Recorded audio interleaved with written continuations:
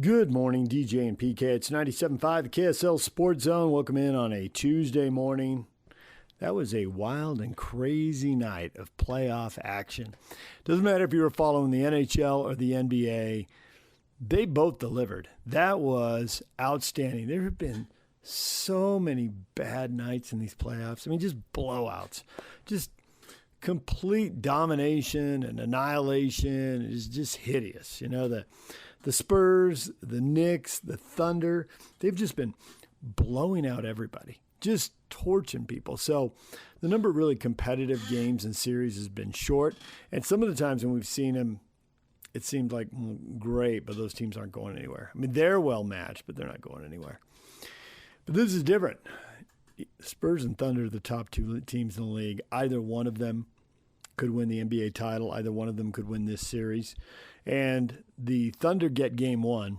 The Spurs get game one. The Thunder trailed most of the night. And I really thought offensively they got much better in the middle of the fourth quarter. Now, in his post-game comments, Shai Gilgeous-Alexander attributed that to the Spurs defense not being as active. And maybe they did get tired. And maybe that's one of those inexperienced things. You know, you got to pace yourself. You burn a lot of nervous energy. But I got to tell you, the team that's inexperienced was a much better, more composed team early on. I thought the Thunder offense, not taking anything away from Spurs defense, obviously they're a good defensive team anchored by Wemby, but the Thunder made it easy for them. There were too many possessions that had 0-1 pass. And sometimes even when there are multiple passes, the ball stayed on the same side of the floor. You know, throw the ball into the paint, attack inside out, swing the ball over to one side, then to the other. Wemby guards half the court. Well, then make him guard the three-point line, and then make him go down to the hoop, and make him come out to the three-point line. Or make him guard the right side, and then make him guard the left side, and then make him get back to the right side. And even if it doesn't pay off right away, it will over time. And maybe that is, we'll have to see, maybe that's what happened in the fourth quarter, because I did think in the second half the Spurs started moving the ball better. And they came out of a timeout with like 7 minutes left. They ran a couple plays where the ball moved really well. But it's kind of like, you know, they're not shooting their threes in rhythm. Well, there's no rhythm to the offense. There's no rhythm to have or to capitalize on. It was a weirdly, maybe they were intimidated. Maybe there was a certain level of anxiousness, anxiety, because they hadn't handled the Thunder well in the regular season. I don't know what it is. But 7-game playoff series are different. You know, there's a chance now to say, hey, we settled in late.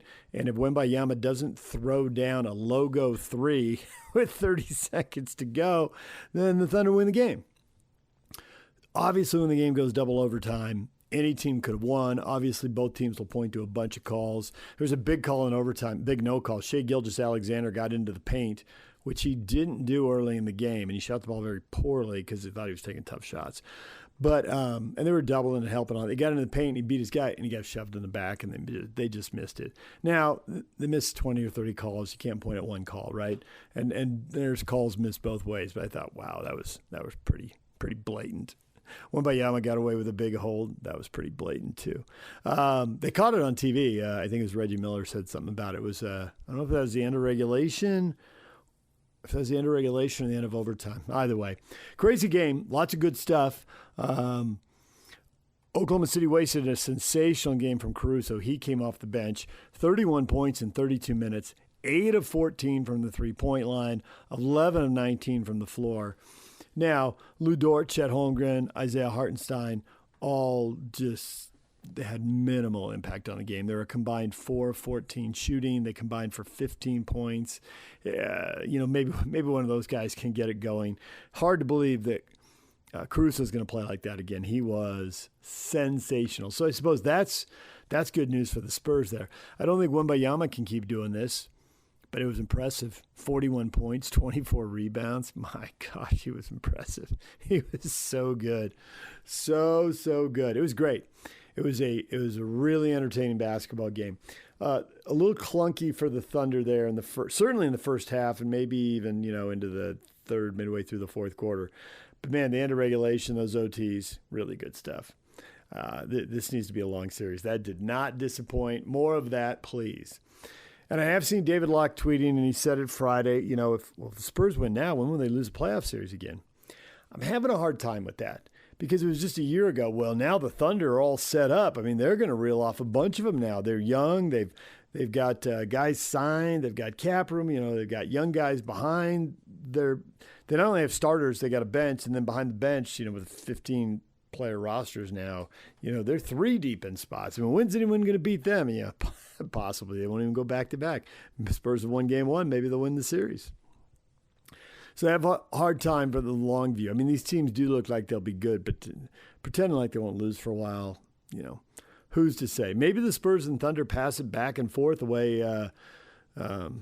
way we've seen we've had other times where 2 teams have gotten to the top, and we saw LeBron and Steph at the top. They passed the title back and forth for a while. Didn't always meet in the final, although obviously they did sometimes, but didn't always. They did have that 4-year stretch when he was in Cleveland. But Golden State won 1 after that, and LeBron won 2 before it when he was in Miami. If you go back, Shaq and Duncan passed it back and forth. Sometimes they met in the West, sometimes they didn't.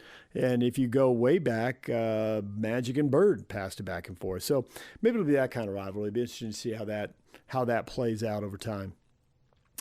Game 1 in the East tonight, it's New York and Cleveland. Intrigued to see what happens in this one. I think New York's the better team and New York will win it, but time will tell. How do Cleveland's bigs play?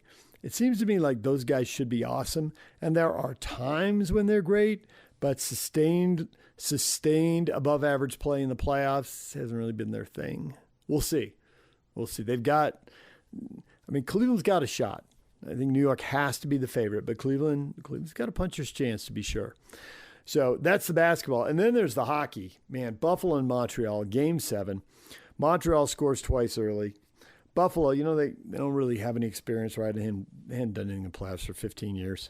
It's like, poor Buffalo, man. Those sports fans are cursed. And sure enough, the Sabres fight back. They get a goal. They get it to 2-1. They tie it up early in the third period. It's 2-2. And then midway through the third, about 10 minutes to go, they score and take the 3-2 lead. And then they wave it off, whistle. They thought the puck was dead. It looked like I don't know if it went under the pads or between the legs. I saw it, and I saw a replay. You can never really see anything live in hockey when it's really good because everything happens so fast. And certainly this puck disappeared, and that's why the refs blew the whistle. So they blow the play dead, and Buffalo doesn't get the goal. And the Buffalo fans are just losing their mind, right? The Bills can't catch a break. The Sabres can't catch a break. The Braves left town decades ago. What are they to do? So Montreal then, of course, scores in overtime and wins the series, and Buffalo's season is done. That is a tough way to go. There's always calls. There's always no calls. But, man, having a goal waved off. Oof. And by the letter of the law, it's the right thing. But, brutal. Brutal for Buffalo fans. Just horrible. All right, and then the other stuff that happened last night, the baseball, Milwaukee's rolling. The Cubs, who were red hot for a while, have now cooled off and lost 7 of 9, and Milwaukee's won 9 of 11. My Padres beat the Dodgers on a solo homer in the first inning. Yeah, you heard me right. A solo homer in the first inning. They get a solo homer in the first, and they win 1-0. They only managed 4 hits. Baseball's such a crazy game. The Dodgers had 2 on in the 6th, 2 on in the 8th, 2 on in the 9th. They literally had the tying run on, sometimes the 2nd, sometimes the 3rd, and the winning run on 3 times in 4 innings and couldn't get a clutch hit. You never know what's going to happen in that game. Crazy. Great night of sports. Hopefully it repeats tonight. All right, DJ and PK, we got to take a break. When we come back, Steve Cleveland talking hoops, talking a little BYU, a little Jazz, and the NBA playoffs through the prism of the Jazz. That's next. Stay with us.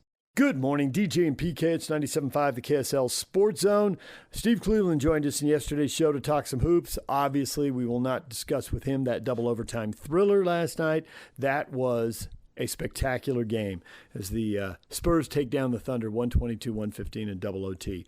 But plenty of other things to talk about, including Donovan Mitchell and the Jazz and BYU. Here's Steve Cleveland with PK and I. Steve, good morning. Good morning, fellas. Donovan Mitchell. Utah can't take their eyes off of him. What could have been? How good could he be? He's in a conference final for the first time. It's not the big prize, but it's an important prize along the way. He's got to be feeling pretty good. How impressed were you? Oh, amazing. He just has so much confidence. And, you look at them against the Pistons in Game 7, and he goes 26, 6-3 at 29. he's just playing with so much confidence and playing. He's taken this team and will continue to take this team on his shoulders. And just watching the games and just listening to the different broadcasts and people, and everybody's pretty excited about what he's doing. And obviously he's surrounded with Jared Allen and Evan Mobley and James Harden.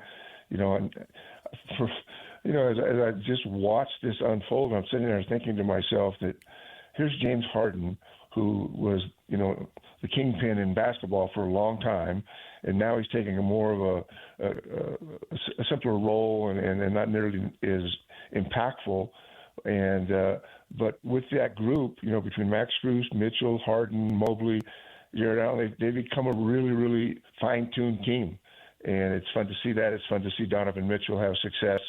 And even the guy like Sam Merrill, who makes contributions to this team, a local product out of Utah State. And it's fun to watch. Hopefully they'll continue to play that well, and we'll see what happens here with East Finals and against the Knicks. It's amazing to me, you brought up Sam Merrill, to think that he's going to have a better NBA career than Jimmer. It just seems shocking. But at the same time, that's where we're at, and it's a real credit to Sam to find a role and just fit that role and play it. Yeah. No, I don't think there's any question. And, I've watched him for a number of years, and he's kind of gone unnoticed and under the radar. But, he's just played well, and it's fun to see what he's doing and what's going to happen here in the playoffs. It's going to be exciting to watch. You consider these two series toss-ups? You think somebody's got a decided advantage in these two conference finals? Oh, you know what? It's hard for me to think that the Knicks are not going to win the East. I just feel like obviously they play the Sixers, and that was a joke. But at the end of the day, my heart tells me a little bit that the Knicks are going to be really tough to beat in a series like that. But my heart says go Cavs, and we'll kind of see what happens. My last opportunity of the year to talk to Kevin Young this season. When I say year, I mean season. We're in the hallway up there in the Moda Center in Portland, right? And he says he's talking about building his team for next season. And he said, and this is going to be a Jazz-related question, just to give you a heads up, that to him the Holy Grail is shooting, right? And it stuck with me. And he said that. And there's a couple other media guys and myself who were just kind of casually talking to Kevin as he's wrapping up the season. And so he's talking about what he wants to do going forward. And he literally says the Holy Grail. He used that phrase. And so now, with the Jazz and their perspective, David Locke, who we all respect his basketball mind, he's really nervous about DeBonce's shooting ability, right? Because he seems like he's got everything else that you would need: length, athleticism, desire, work ethic, blah, blah, blah, right down the list, right? But the shooting in a league, in a game, not just a league, in a game where shooting has become so paramount, he's nervous about it. And I get it, right? I understand that. My thought for you is shooting, and what do you think of him, and how much can guys improve their shooting? Because the kid is still only 19 years old. Well, the first thing I would tell you is that the amount of time that he's going to put into this process is going to be unlike anything he's done at any other time. I mean, it's one thing as a collegiate player, and you get better on your own, and you have coaches working you out. But getting to the next level and getting to the NBA and putting yourself in a position with multitude of coaches and just the details of improving shooting, he's going to spend more time in the next few weeks than he has in most of his first year as a collegiate player. And so I'm not too concerned about that. I mean, he's got a great mid-range game, and I watched him play pretty much every game. And there were nights that he hit threes and shot the ball well, and there were some nights that he won't. But I think his mechanics are good enough that he's going to continue to get better, and that he'll have more confidence, and he'll be surrounded by people helping him get better. I just don't see that as being a big problem right now. Well, we'll see. We'll see where he ends up playing and what ends up happening and whatever the circumstances are. But I love this guy. I just think he's got a sense of where kind of he is all the time. One of my favorite books growing up was a Bill Bradley book. Nobody in this broadcast probably knows who he is, but he's a guy that was with Princeton, and it was a sense of always knowing where he was and became a great shooter. And I think AJ has a sense of where he is when he's on the floor, and whether it's in the paint, whether it's in the perimeter. I just see him getting better, and I just don't think that's going to be an issue. The fact that he is a great mid-range shooter doesn't mean that he can't be a great three-point shooter. And I think he's going to be surrounded by really, really smart people that will get him to a position, because once he stretches the floor to the three, and I know the NBA three is different than the collegiate three, I think he's going to be really special. Do you love the phrase "the Holy Grail is shooting," or as a guy who hired one of Rick Majerus' assistants and changed the way they defended and got the opponent's shooting percentage down to 40% or even a little lower, and suddenly you're an NCAA tournament team and the rebuild it was like jet fuel to your rebuild, would you argue with shooting as the Holy Grail? I have believed this and always believed that defense wins championships. And I just think that, yes, and it differs. I mean, you got, high school and collegiate. You got the NBA. You got different levels and different advantages and circumstances that surround, being great shooters.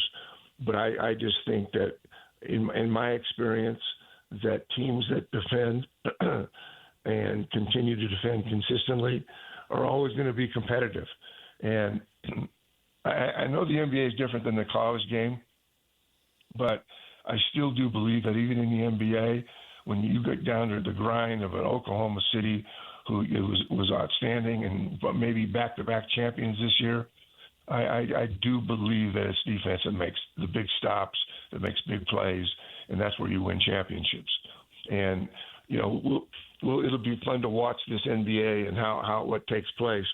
But in my heart and mind and everything that I did for 35 years of coaching, that was always kind of our motto and our, where we stood our ground. And that was, we got to defend, we can get stops and get to the free throw line. Those are teams that win championships.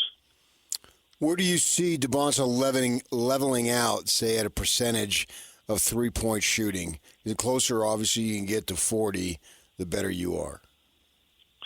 Yeah, I mean, there's no question. And, we've watched AJ at the collegiate level, and we know what he's capable of doing. I just don't see I see him being successful because of the ability that he does have to get into the mid-range game, to step out and hit threes. And I know that it'll take time. And nobody jumps into the NBA typically and has a huge impact. He and Peterson are, two of the bright spots, and as they go forward here with the draft and what it ends up looking like. And you can make arguments for either one. I just like AJ because he's so strong and gifted, and he's always in balance. He's not off balance, but he can make the Euro steps. He's really good at that in terms of getting into the mid-range game. And we'll just have to see what happens with three-point shooting. I'm not sure what his percentage ended up being collegiately. You guys might know that. But the shot doesn't look broke. It looks like he's got good rhythm, and he finishes it, and it's high. He's got the ball high in his hand.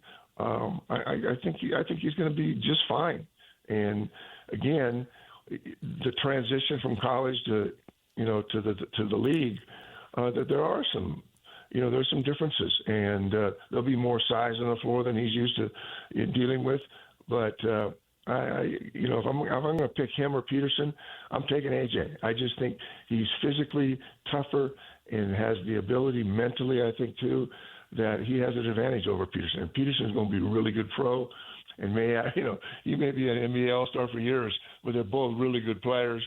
Peterson does have an upside in size and length, but I'm going to stay with AJ.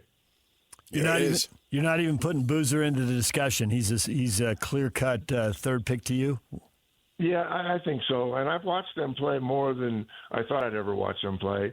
And, I mean, he's special too. I mean, it's interesting because there's a young man that his family lived in Fresno and for a period of time.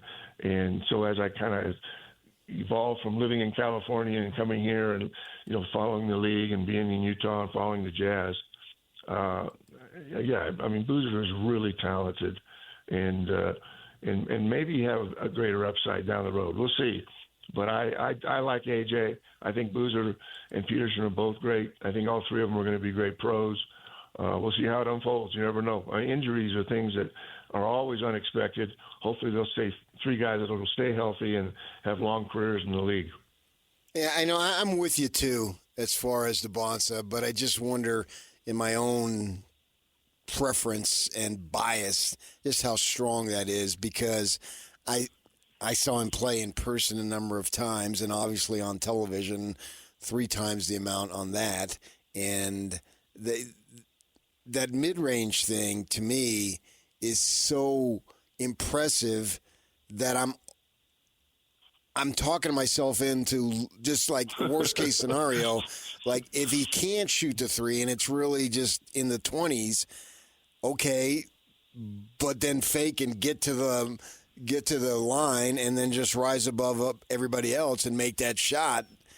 Or do that Euro step. I keep joking that he ought to go into the Olympics and do the triple jump because his strides are like 8 feet per stride, it seems.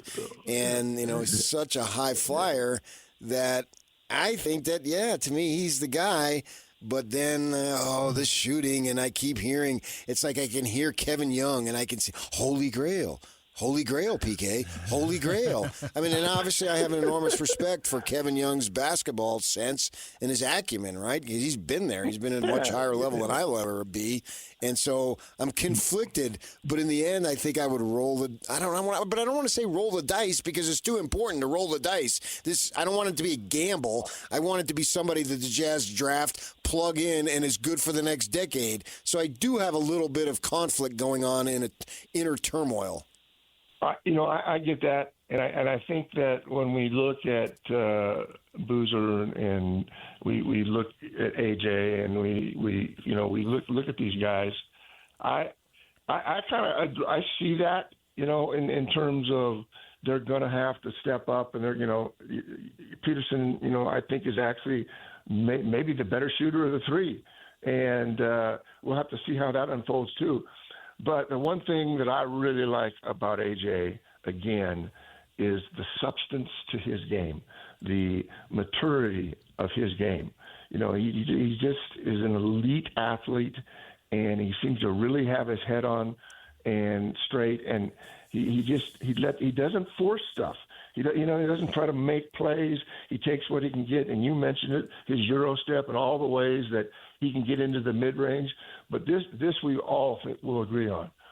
For him to be an elite player at the next level and play for 10 or 15 years and have an impact in that league, he has to become an elite three-point shooter. You cannot get this done without it. And so I say that, I leave that little caveat because I believe that he does have that ability. But for me, that's my number one focus as I watch him develop, is that can he shoot from 23, 25, 26 feet, and is he comfortable doing that? I've watched him play in college just like you guys have, but I think if there's anything that he still needs to take to another level to really have an impact in the league, he's got to be a guy that can knock shots down from 25 to 30 feet. And I'm not suggesting the contested shots. That's not what I'm talking about. When he gets a catch and there's one more and he's ready to shoot it at a distance that's significantly farther out than it is in college, then that's what you really have to look at in terms of where can he be at the next level.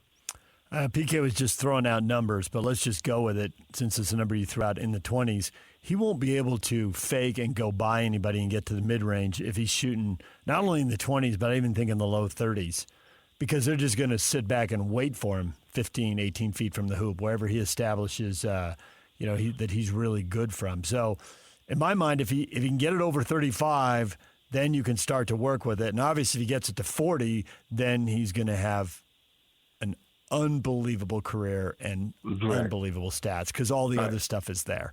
But he's got to get it to 35. He's got to get it to 35%. And he didn't in college. It was only 1 year, but he shot 33%.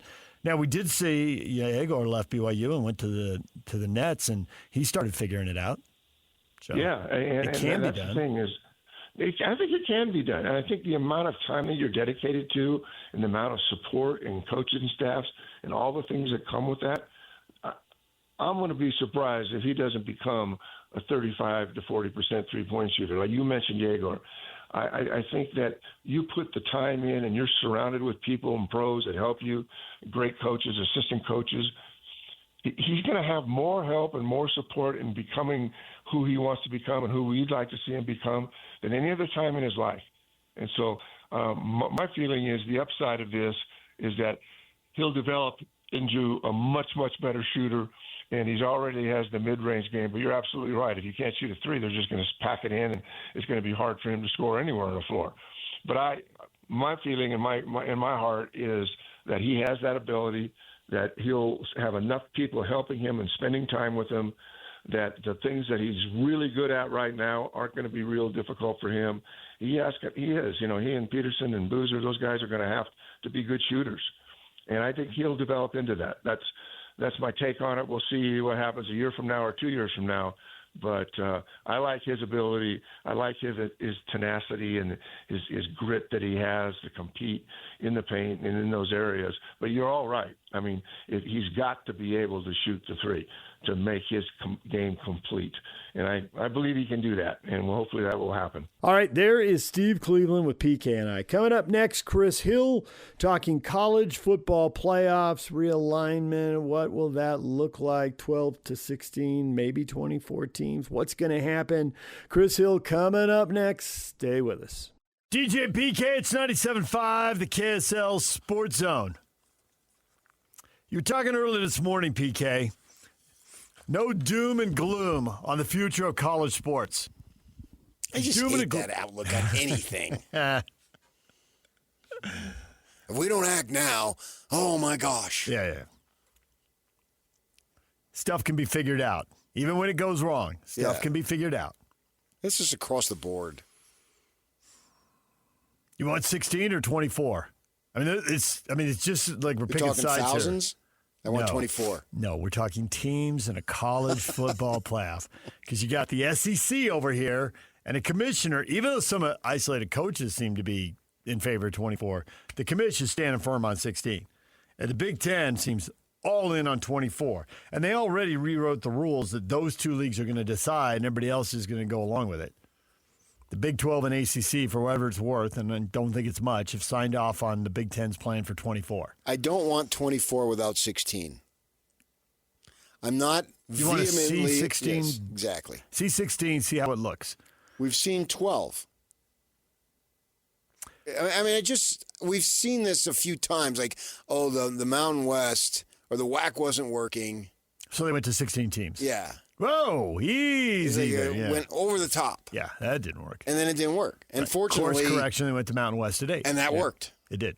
And then it went to 9. And then that worked. Right. 9, 10, 12. It worked for a long time until this recent split. I thought the Mountain West had a good thing going. Having grown up with one of those teams and covered another one here. Before Utah went to the Pac-12 and BYU went independent, that was a good thing. They were going to bring in Boise. That was a good thing in basketball, the two sports that matter the most. And that got Utah, they got cut at the knees. BYU, and TCU all left. Yeah. And so, it was a good thing. But then that whole decade and a half with Utah State coming in and getting good, and obviously Boise State was the big dog, and San Diego State and Fresno State had good runs, that was a good thing. Yeah. Now it's split up with this Pac-12 Mountain West thing again. I know. I just have to accept, all right, everything changes. Here we go. Right. So I would want to see 16 a little bit. 24 I'm just seems like a watering down of the regular season. I'm surprised by how much I like the more expanded playoff and by how much the playoff has justified itself. The 12 years. The 12.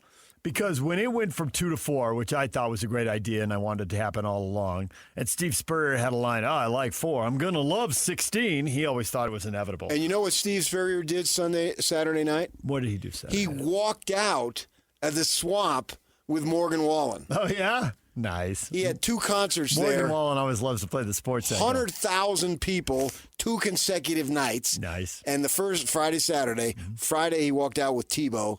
Saturday, he walked out with Spurrier. Morgan Wallen. I like that. 2 local heroes. Make sure you get loud cheers right out of the gate. Put everybody in a good mood. Right. Love that.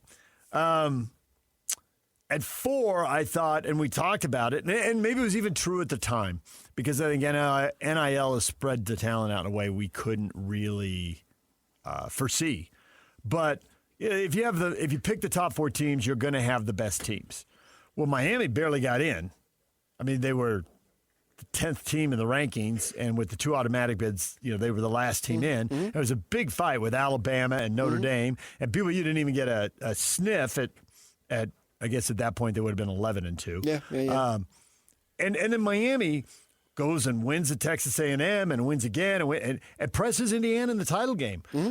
All right, I don't have a problem with 12 at that point. If you're having that big a problem figuring this out, nor would I have a big problem with Notre Dame getting in or BYU getting in. There's a little bit of Alabama, but maybe that's me and my bias being cranky about them getting in. So I don't really have a problem going to 16. I really don't have a problem going to 24, and I figure we're going there, so I figure I'd just accept it more quickly. I would rather see 16 first. See what the tournament looks like. Yeah. Make sure we don't end up with... And what it does to the smaller schools, does it destroy and eliminate and ruin and bowls? I want to see, because there's... Yormark talked about what do they call that? The unintended consequences. Right. He talked about that at the Cowboy Stadium before the game. I was sitting right there. And we don't know what they are because they're unintended. We can anticipate some of them, but we don't know the full ramifications. Exactly. There will be surprises. Right. So let's go. It's not exactly baby steps. I think it's a big step to go from 2 to 4 to 12 to 16. Mm-hmm. But I'm more comfortable wanting to see what's around it, how does it work, and then see. Because the last thing we want is... And whoever thought we would say this, Kyle Whittingham sitting his quarterback at Michigan because they have a big game the week of the following week. So his quarterback, who's a little banged up, doesn't play against Ohio State. Wow, what a world. And PK sold that, and if you're watching on the KSL Sports app or on YouTube, you might know why. Dr. Chris Hill just walked in the room, the former Utah athletic director.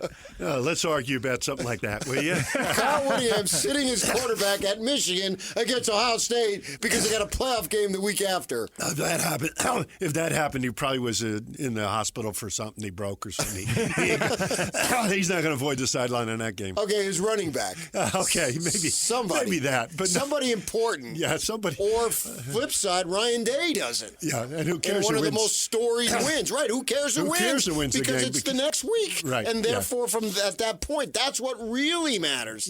Yeah, That's for nervous. Sure. Yeah, you got it. Yeah, we're all longtime college football fans here. Yes, we are. Yeah. I think. Yeah. Well, the 3 of us are. Yeah, there you go. Yak is over there, And we don't want to see it hurt. We want to see it get better, not get worse. Yeah, I like what you said. Be a little careful, though, because what's going to happen in the regular season or hurt, because it's like basketball now where the regular season doesn't mean much. It bothered me a little bit to sit in the press box knowing that there were 3 or 4 guys at Ohio State in the Rose Bowl. I grew up at the Rose Bowl. Yeah. That wasn't the cornfield in Iowa. Yeah. That wasn't – the Rose Bowl was heaven to me. Yeah.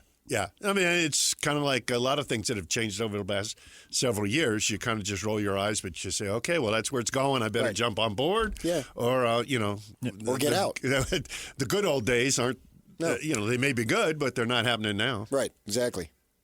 So we're having this discussion, and these are all good points, and these have been discussed, but I feel like we're not discussing the elephant in the room. Like, if we're going to talk to people, let's not waste our listeners' time. The SEC thinks what they think, and they have a TV deal with ESPN. And I'm a little loath to say that these TV companies are putting their thumb all the way on the scale and pressing it down. They by just virtue of their voice, if the Big 12 calls and says, what team can we add that you'll pay us the most money for? They say West Virginia. I don't feel like they're demanding West Virginia, but they have the power because they're going to give the Big 12 money. Right? Yeah, it's a little more subtle. It's a little more nuanced. Mm-hmm. Right now, I feel like the fist is on the scale. They're jumping up and down on the scale. ESPN wants all the games. We have Tim Brandon, who works for Fox. And if it goes to 24 teams, they'll need another network partner in to bid for the games and the way the contract is drawn up. And Tim Brando loses his mind and takes over the segment like, they've got to let Fox in. They got to go to 24. He's just pounding the table. It's clear this isn't some type of proxy battle. This is a full-on Fox wants in, and the Big Ten is in Fox's corner because they got to deal with him. And ESPN and ABC are in the SEC's corner. And we're really watching Fox and ESPN fight over TV programming in December. Oh, yeah, in December. They're going to be doing that, maybe not throughout the year. It's interesting because, I think I told you my son was in acquisitions at ESPN for 12 years, and now he went to YouTube, and I'm just wondering what all these other places are going to do. Who owns who? Who's going to continue to own whom? YouTube's owned by Google, right? Yes, they are. Yeah. He was with Disney, and they went to Google, and I said, okay, Disney, Google, well, I think you have a safe harbor there. They actually park your car for you. That's pretty nice. But, he said he'd put me in he has a valet at work? Oh, yeah, they do at Google. Oh, wow. And then I said, well, at least you're going to put me in a better nursing home now. You can afford it. So he was good, I mean, he said it's not going to be the Ritz, but it'll be, an upscale, Marriott or something. But anyway, it's, I don't know. I'm a little not afraid, because it's not my job anymore. But going to 24 is a lot right away, like you were saying. Maybe you bounce into it. And then you're going to hit me with the bowl games, and I'm kind of done with them. I mean, there's just too many for me. And it's not the experience now it's going to be. And you don't have the Rose Bowl. I'm getting back to things happening. But 24 will make it happen, too. And they'll make the money. And live TV is it. That's the deal in terms of sports because you can't tape it. You can't do any of that stuff. You can do it everything else on TV. Right, yeah. And DJ's heard me tell this story before about the bowl games. The big dogs, they're going to be okay, right, either way. But several years back, I was covering the Arizona Bowl as Utah State against New Mexico State. Right. And so I'm in Tucson, and New Mexico State obviously isn't that far away from Tucson. And the amount of purple that was in that town the day of the game, because they don't go to bowl games all the time. It's a huge deal. Right. And then they win in overtime, and the kid kicks a field goal or miss a field goal or something. I don't remember. But I just saw the smiles on the faces of those young men and their families. And they don't get that. And we're supposed to be in for the business of the kids. Yeah. Young men, young women. I don't want to deny the Mexico States of the world the opportunity that meant the world to them. Oh, yeah. I understand that one. It's the ones that are 25 through 45. They're the ones that I think are kind of going, oh, man, we're not in a big time.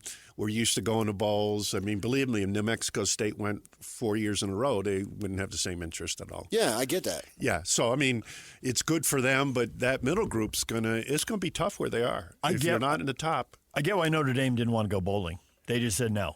When they got left out, they just said no. I think bowls for Power Fours have jumped the shark. And so for the group of 5 teams, they have so little access to the playoff. Yeah. It still matters to G5 or G6 now.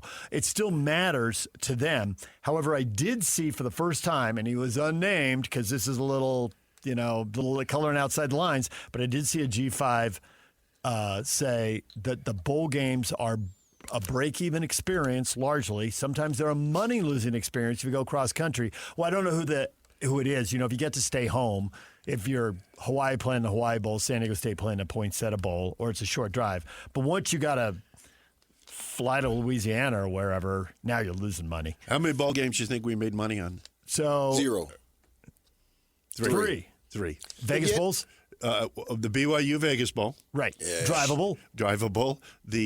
And because of the opponent. Right. Fiesta Bowl because it was The Fiesta Bowl, yeah. And the Sugar Bowl because it was Alabama. Oh, okay. Yeah. Everything else we lost money. Right. But I remember being up there That's fine. at the Huntsman Center on a basketball night in a non-conference in December, and we used to have that little media thing when the front door there, and your office was down the hall to the left, and you got the call that you're in the bowl, and you came out, and I think you were going to go talk to Liz Abel down the hall, or whoever was down the hall, and I swear your feet were 3 feet off the ground. Yeah, that was the Copper Bowl probably. Is that what it was? It would have been your first year. But you were so fired up about it. I mean, for Utah, it was kind of, for me and for our program, that was like, okay, that's the first validation. Mini step for us building this program, trying to get there. We were 6-6. On Thanksgiving night, one of my mentors called me, Fred Miller, and I'm debating, how do we get in? He says, you got to buy your way in. I said, what do you mean? Buy an extra $250,000 tickets and tell your president it's what you had to do. So we do that. Next day, we try to raise some money. But that was the deal. We had to get in to start and have our name on that Christmas week and across the bottom, and Utah's playing. And I think we got clobbered by that great running back from Wisconsin. But that's Ron Dane. Yeah, Ron Dane. That's sick. I can remember that stuff. But that's just the way it was. But I was fired up. Right. I was fired up because it was a big validation, for us. And I thought it was awesome, and because you were beaming. Oh yeah, I was. I maybe my vertical leap was 6 inches then, as opposed to 1 now. But I thought it was super cool that Utah got to go to a bowl. Oh, it was fabulous. It was absolutely fabulous, and it gave us a starting point. Now years after that, we were happy to go to a bowl, but it wasn't the same feeling because it wasn't maybe the one we wanted. The advantage we had is that we weren't as much a TV darling, and we sometimes played a little bit easier team than we would have if we were a little bit more of a TV person. TV attraction. Right. So it was good to win games. Sure. Yeah. So when you hear what I read was that the unnamed G5 official, it's the first time I ever heard, and someone identified as an athletic director, I don't know what school, say that he was in favor of a G5, G6 playoff now. He thinks it'll generate more money. And he doesn't think, even at 24 teams, he says there's one team in one league each year that's going to get access to that playoff money. We will make more money if we have a G5 playoff. And I've never really heard him be open to it because they don't want to be a sub-classification, but money's driving everything. And maybe now people are starting to warm to that. Well, they may want to do that. I wouldn't want it to be run by the NCAA because then the money would be spread differently, and it would not match what they need. They'd have to do their own thing. The challenge is, do you really need the bowl people then? Or do you just say, hey, we got a big-time bowl. We contact Boise, say, when are you going to pay us, the group of 5, to play here? And maybe they get it. And then if you can get it on TV between Christmas and New Year's, as much as we all go, oh, my God, there's the toilet bowl and, Northeast Jabibi State's playing somebody else, people turn it on because they're sitting there. And especially if the bowl games go away. People are still looking for programming. Yeah, that time of year, people are going to look for that. And people don't really care if it's a bowl game or not. They're just watching a football game, and it's in Boise or something like that. I don't think they'd need bowl games at that point. I think they'd want to play on campus and sell the tickets, and then both teams don't travel. Only one has to, and they save money and have a better atmosphere. I wish they would have done that with the Pac-12. We wanted that first year, and they played at Oregon, or maybe even the second year. But can you imagine University of Utah playing in the Pac-12 playoff at home? That'd be Olympic money in terms of the tickets. I think. Oh yeah. Oh, I see what you're saying. Yeah. We're playing Ohio State at Utah. I mean, it make the place crazy. Of course, going down to the Rose Bowl is different, but maybe playing Ohio State rather in the Fiesta Bowl and playing home here in Houston would be the city'd be ridiculous. Right. You didn't like my city? What's your city? Tempe, Phoenix. You're getting the ASU thing. No, I don't like it. I don't like it at all. If you really want, that bowl game was a pain in the butt. The Fiesta Bowl? Yeah, it's hard to get around. There was no heartbeat. Like we were in New Orleans, all our fans were there, but we were out wherever we spread out. were in Scottsdale, the whole valley's the same city. I mean, geez. Yeah. I mean, it's nothing but strip malls and stuff like that. Cactus.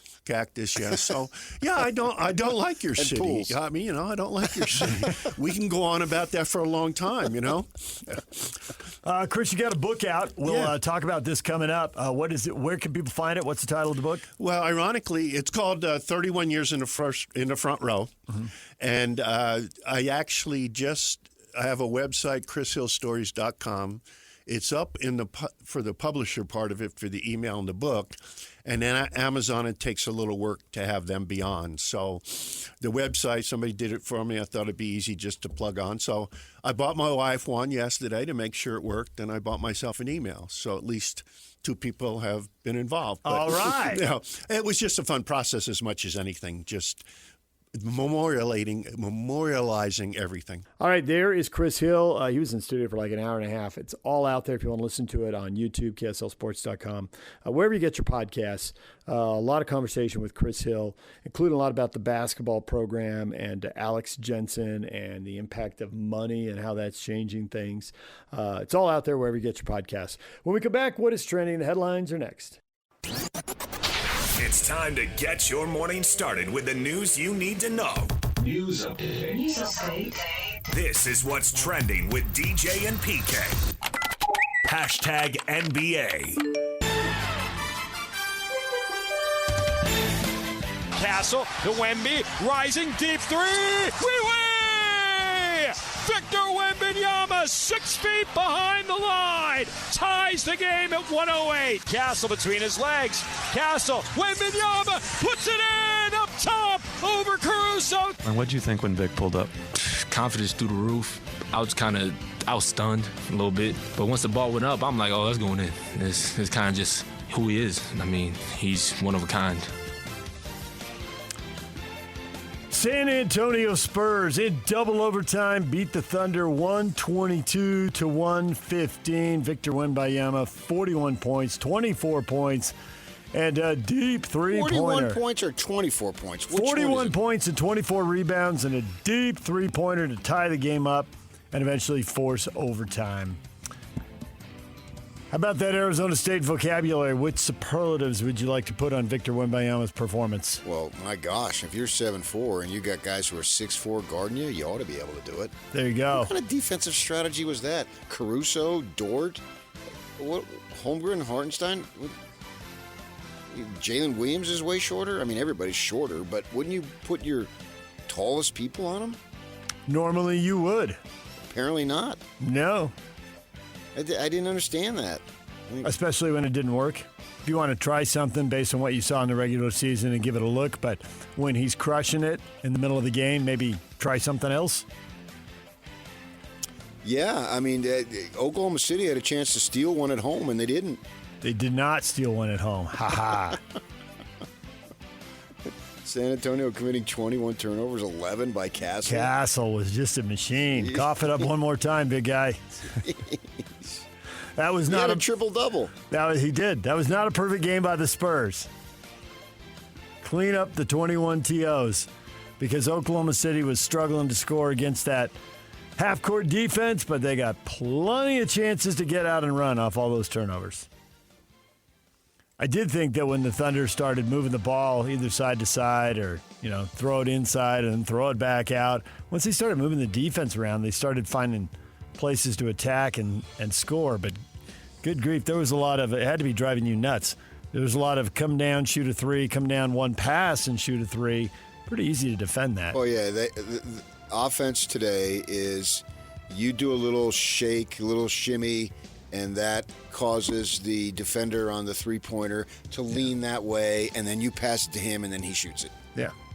And that did not work early in the game. Later in the game, I thought they shot the three well because they were moving the ball and they were getting a lot better shots. And Caruso had a great game, and Oklahoma City did not capitalize on that. You don't usually get a guy coming off the bench doing that. 31 points in 32 minutes, 8 of 14 from three. He had it going. Yeah, they had a chance to steal one. They didn't get it. Game 2 tomorrow night. Tonight, it's the Eastern Conference Finals. Cavs and Knicks play Game 1 in their series tonight, 6 o'clock on ESPN.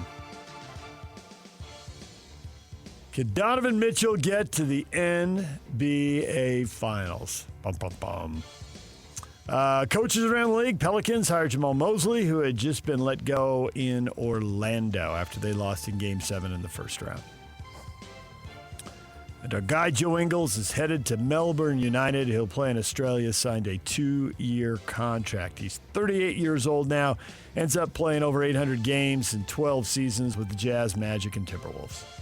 And Bucks. And the Bucks, yeah. Great run for Joe Ingles. And now off to his hometown, or at least home area, Melbourne. DJ and PK. Hashtag NFL. Well, Urban Meyer lost his $30 million grievance. He was in arbitration. Jacksonville, he thought, owed him more money, but Jacksonville said they fired him for cause, and they didn't have to pay him. And it turns out they won, so he didn't get his cash. Rats. NFL is expected to put the 2028 NFL Draft in Minneapolis. Next year will be in D.C. So if you like going to the draft, there you go. I don't. Never been. Won't ever go. I know some people went down to the Vegas draft, but yeah, I don't really see going to Minnesota or D.C. Glad Seems you like did. a long trip. Yeah. I mean, you got friends everywhere. I don't. The Arizona Cardinals open OTAs. You've got friends and family in Arizona. Open OTAs under new head coach Mike LaFleur. Without veteran quarterback Jacoby Brissett, who's holding out, wants a new deal. Scheduled to earn $4.8 million, only $1.5 guaranteed. Another $500,000 game bonuses. So there you go. What leverage does he have? With him, they'll win 4 games. Without him, they'll win 3. There it is. And they drafted Carson Beck going that direction. Nothing against old Jacoby. But it's time to move on, and Arizona was awarded exactly 0 primetime games for the reasons you just said. 3 or 4 wins. America does not find them interesting. They'll have to go get some players and start building something. DJ and PK. Hashtag college football. Texas Tech quarterback Brendan Sorsby has formally filed a lawsuit seeking an injunction to allow him to play this season for the Red Raiders. In the suit, he's asked for an expedited hearing, acknowledges he's currently ineligible, and of course he wants expedited hearing so he can go off to an NFL supplemental draft if he loses. So away we go. We'll see how that one plays out in the courts. Texas Tech coach Joey McGuire told ESPN yesterday sophomore quarterback Will Hammond is expected to be cleared for full participation during training camp in August. Could be ready to play by week 2 when they go to Oregon State. The Big 12 opener is week 3. They play Houston. Yeah, that's why I don't think that it is that devastating. It's nothing that, speaking of the Sorsby issue, obviously, that the team can't recover from and be competitive. Now, we don't know that if they have Sorsby for every game, that they're going to win it. And we don't know if Hammond is to the point where it's a slam dunk win. But I don't think it doesn't alter my expectation for the program significantly. They still have a good roster, and they can still have a good quarterback. I mean, for all we know, Sorsby could be declared eligible, and he could get hurt in Game 3, and Hammond could be the guy anyway. I mean, there's obviously less depth there if they do have a quarterback injury with Hammond. But that's the big thing, yeah. You're right. But to your point, he's pretty good. They got good talent around him. If he's healthy, they could have a great season and be back in the Big 12 title game. Certainly there's a path forward for him. Right, there. You're not going Cam Rising to a first-year freshman. Right. Pac-12 and Mountain West have reached an agreement in principle to resolve their legal battle. Mountain West has sought as much as $150 million in their lawsuit. Presumably some money's changing hands. We don't know terms yet. But we'll know in a while. You'll let me know. I really want to know. USC coach said he believes it's time for him and the Trojans to make a college football playoff run this fall as he enters his 5th season with the program. He's 35 and 18 in his 4 years at USC. Now's the time? Now's the time. Eye roll from USC fans. What a joke. Who believe that every year is the year. I don't think you come out and say now is the time when you had the number 1 pick in the NFL draft. Yeah, I know. You're just making excuses. Yes, he is. His best season. This isn't, you're not taking over Indiana and you got to build the thing up, and that only took 2 years. You're taking over a team that had You brought in a really good quarterback to a team that was really good, and you went 11-1, and then you lost the last two to finish 11-3, and then you went backwards from there. I mean, you were already on the cusp, if you will. If they'd had this format then, they'd have been in. Even at 11-2 after losing to Utah, they'd have been in. So the thing's been going backwards under him. But now he says it's time they built it up. DJ and PK. Hashtag Major League Baseball. Here's a fly ball, center field. It's hit well. Bolte is back near the wall. It's gone! Unbelievable! What a finish! Zach Neto says goodnight to the A's. To center field, going back is Henry Bolte. At the track, leaping up, and a home run for Zach Neto. A 2-1 walk-off win on a home run. What a gut punch for the Athletics. Athletics had the no-hitter going in the ninth inning. You hear the Angels get the single to break it up, and then the Zach Neto homer, and they win 2-1. 2 runs on 2 hits in the ninth.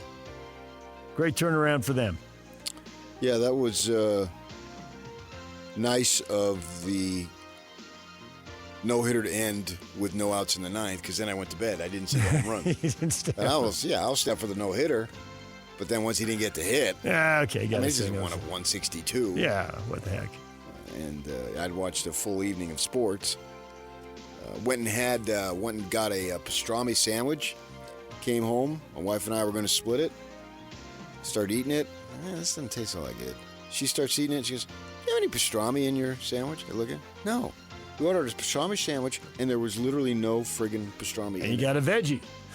Yeah, we had pickles. Some lettuce. Got a lot of sauerkraut, huh? Yeah. So she went back. Hey. And came back a little later. And then I was watching baseball, basketball, and then baseball again. So once it got the hit, I went to bed. More late inning drama, highly unusual. You said the Mets explode they got one in the 11th to take the lead and couldn't win it. The Nationals got one in the 11th. So they went to the 12th, and the Mets scored 10, and they made that stand up in a 16-7 12-inning win. Bizarre baseball there. I think once you get 10, there was a lot of scoring yesterday. Yeah. Diamondbacks, I watched their game. They started off with a walk, a hit, an error, and a grand slam. All right. That's pretty good. Hammered the Giants, 12-2. Arenado hit one out. And then I watched your boys beat the Dodgers. I mean, that was not a high-scoring game. It was awesome. He walks the first 2 batters. Mm-hmm. And you're talking about Miller in the ninth. And throwing over their heads and all over the place. And so then he strikes out the next 2 and gets a grounder. So then the next 3 guys, man, I can't get comfortable. This guy's wild tonight. He's going to hit me in the head. Walk, strikeout, grounder, save the game. Yeah, that was shrewd by doing that. And the Dodgers had a lot of chances. They had 2 on in the 6th, 2 on in the 8th, 2 on in the 9th, and couldn't get the big hit. Well, that's where you look at the box score, LOB. Padres got a home run in the first inning to win the game, 1-0. On a night, you're right, there were a lot of high-scoring games, that Angel win and the Padre win. It was different in Southern California, but across the country. Brewers won 9 of 11. They beat the Cubs 9-3. Oh. The Cubs' hot streak is over. No, I mean... They've now lost 7 out of 9. With the curse of the Billy Goat. Or wait, was that the Red Sox? I can't remember. No, the curse of the Billy Goat was the Cubs. That was why'd they get the Cubs? Would they trade Ron Santo? Why'd they get the curse of the Ron Santo? Generationally off Your ability to pull names Jim is Hickman? awesome. Who'd they? Ron Santo was the man at that point, yes. Who'd they trade? Well, why was the curse of the Billy Goat? The trade was in Boston. The Billy Goat was something about kicking somebody out of a tavern or something. They sell the team? Is that what it is? Yeah. Go listen to that rant by Pat Corrales, the manager. Tavern owner William Cianis is who allegedly cursed them after being tossed from a game. Yeah. Former Padre, Pat Corrales. Great rant. Catcher of my youth. Very dirty. A lot of swear words. Dodgers have shut down Tyler Glasnow. Back spasms. Blake Snell's going to have the same surgery as Tariq Skubal to remove loose bodies in his elbow. And so with his new technology, instead of being out 2 to 4 months, maybe he's out half that. What's the deal with this loose bodies? I mean, I went to ASU. I know all about that. Ayo! Calcium deposits, bone chips. I don't know. They never say what is going on, but something's going on. Is that like everything now with the elbow is like the high ankle sprain. It used to just be an ankle sprain. Yeah. Now it's loose bodies. No, the ankle sprain is when you twist it the other way, that gives you your high ankle sprain. Right, but for years it was just an ankle sprain. Now it has to be a high. It's never a low. What are the odds? There's never been one player in every sport, any sport, who's ever had a low ankle sprain. It's crazy. Salt Lake Bees over a 6-game series against Tacoma tonight at the ballpark at America First Square. First pitch set for 6:35. Coverage on the zone is 6:20. DJ and PK. #golf. NCAA regional action. BYU, ranked 24th, is in 4th place, 6 under in the Athens regional, while Utah struggled 16 over. They're in 11th place at Columbus. Top 5 in each regional advance. Utah chasing your Arizona State Sun Devils. I think they're like 7, 8 shots back, something like that. It's a ways. Got some work to do. DJ and PK. #NHL. Carrier feeds it ahead. Far side. Evans drives the middle. Shot. Scores! Game 7. Overtime winner. Alex Newhook has come through for Montreal, and the run stays alive. Buffalo exists so the Buffalo sports fans can have their hearts broken. Montreal in Game 7 beats Buffalo 3-2 in overtime, knocks the Sabres out. The Canadiens on to the Eastern Conference Finals. Montreal was up 2-0, and Buffalo tied it up in the third, and it looked like they had the go-ahead goal with 10 minutes to go, and an inadvertent whistle, they blew it dead. They thought the goaltender had smothered it, but it leaked through the pads, and they scored, and it didn't matter. Okay, you watched the game. We know. I watched part of it. But that was heartbreaking to have the winning You're goal. all things Detail. to all people. What's going on in the Champions League? Break it down right now. Ready, go. You know everything about sports. We get it. Detail. Do you really want me to go into it? You really want me to go into it? Detail. Game-winning goal gets waved off. That's not really a detail. It's kind of the storyline. Montreal, Carolina, Eastern Conference Final will start Thursday night. What is trending is brought to you by Shamrock Plumbing. There's no job too big or too small. Get the personal touch with Shamrock Plumbing. Coming up, Chris Anderson, owner and publisher of Ear Sports, will join us once again. He covers the West Virginia Mountaineers. What is Rich Rod doing with West Virginia? The spring football tour continues. And Bronson Kaufusi, former BYU football star, promoting the Charity of Champions football event, will join us at 8:30. DJ and PK, the question of the day is next. Stay with us. Welcome to This is Jay Scott and Ben Anderson. I'd almost guarantee you Washington knows who they're going to pick. All that other stuff is just garbage. It always is. Sure. All that other stuff is, there's this person's number one this time. And this person. Washington today knows their guy. The Jazz probably know who they would take it to they right absolutely now. do. I was talking to somebody and they said, yeah, the 27 and 28 draft stink. The 28 draft, that's 2 years away. They're like, yeah, it's a bad draft. Okay. Right. So they've known this draft is going to be good for a long time, which is why they traded for Jaren Jackson Jr., why they set this up for 4 years, because they knew that this was how long they had to rebuild and wanted to have a chance in the Wemby draft, the Cooper Flag draft, and this draft. It was a great section to rebuild. It's why the Jazz did it at exactly this time. It's probably why they were comfortable trading Donovan Mitchell and Rudy Gobert when they did, knowing that this is what was coming down the pipeline, but also knowing that you probably have to end in 2026 because the 2027 and 2028 drafts stink. Catch Jake and Ben afternoons from 2 to 6 on 97.5, the KSL Sports Zone. DJ and PK, it is time for the question today. Hot takes or toast? We got trade rumors, PK. Yeah. There's rumors out there about the Milwaukee Bucks and the Detroit Pistons. They might be interested in Lauri Markkanen. And I bet there's more teams interested in Lauri Markkanen. But is there anything worth considering? Yes. Jeff goes the other way. No. If the Jazz are done tanking, you don't trade your best players. What if you get better players? What if you open up cap room for more players? What if you get a better player for your best player? Then you're not very good. Bum, bum, bum. That's hard to get a better player for your best player. That would mean your best player isn't that good. And it's not really, you're not a serious contender. Trade your 20th best player because the 10th best player in the league's available? I mean, with the Bucks, they're out there moving Giannis Antetokounmpo. And I'm not sure he's a better player at this point. Obviously, he was when he was winning MVPs and championships. Well, championship, singular.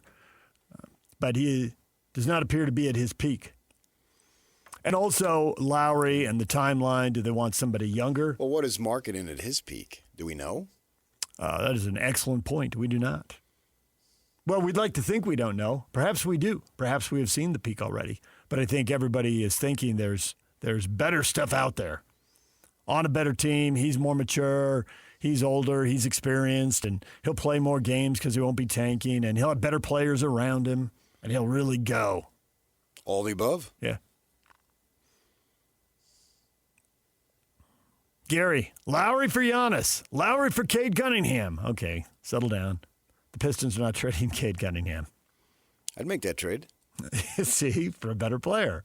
Except he's not available. But yeah, I wouldn't think so. Ryan says, nice rumors, but Markkanen is not available for trade according to the Utah Jazz management. I don't think they've come out and said that. They'll say, oh, we like him and he's an important piece. But they won't say, we're going to trade him or we definitely won't trade him. Why would they say that? You can make the team better. Why slam the door on that possibility? Yeah.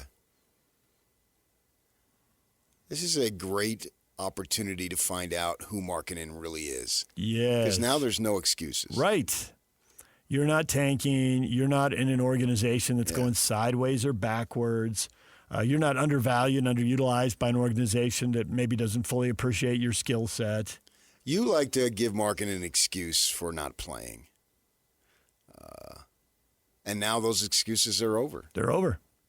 We'll see if he can do it. I mean, he never plays a full season. He has never done it. So now we get to see, how tough are you?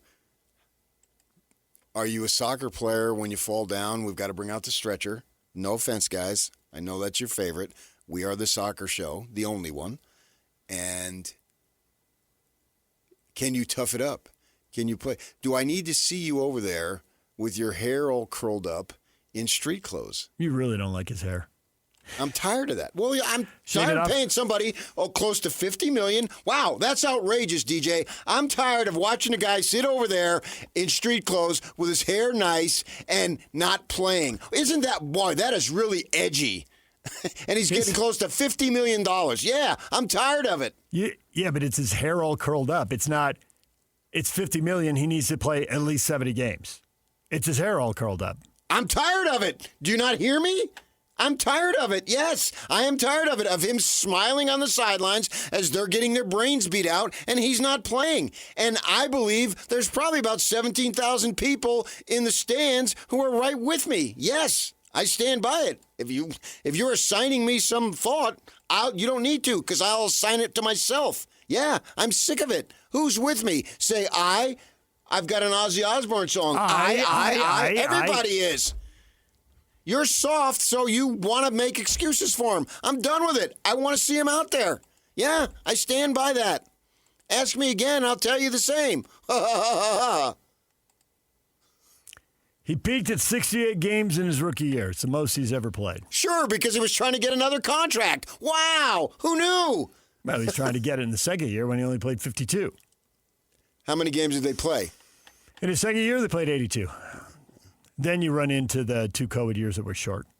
When he played, I think they played like 72 games, and he played 50 or 51 of those. So he's still missing 20 games, even when there's 10 fewer on the schedule. I want to see him ball. Yeah, right. I'm tired of him sitting over there looking like $1 million bucks on the sideline. Look like a bum.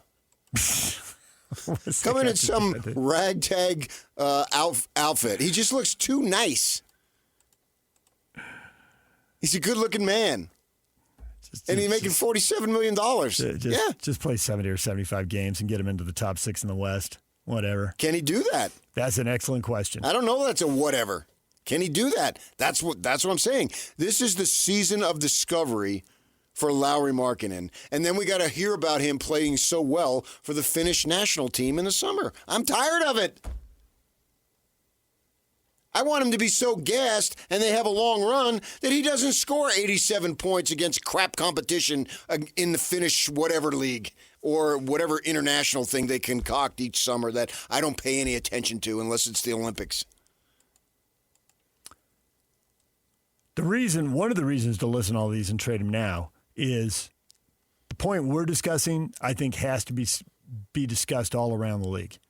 And so the reason to take these deals now, or take one of these deals now, since you can't trade them multiple times, but the reason to take one of these deals now is if he is going to play 58 games guy and be sitting over there in street clothes when you really need him. With his hair curled. He's got more value now.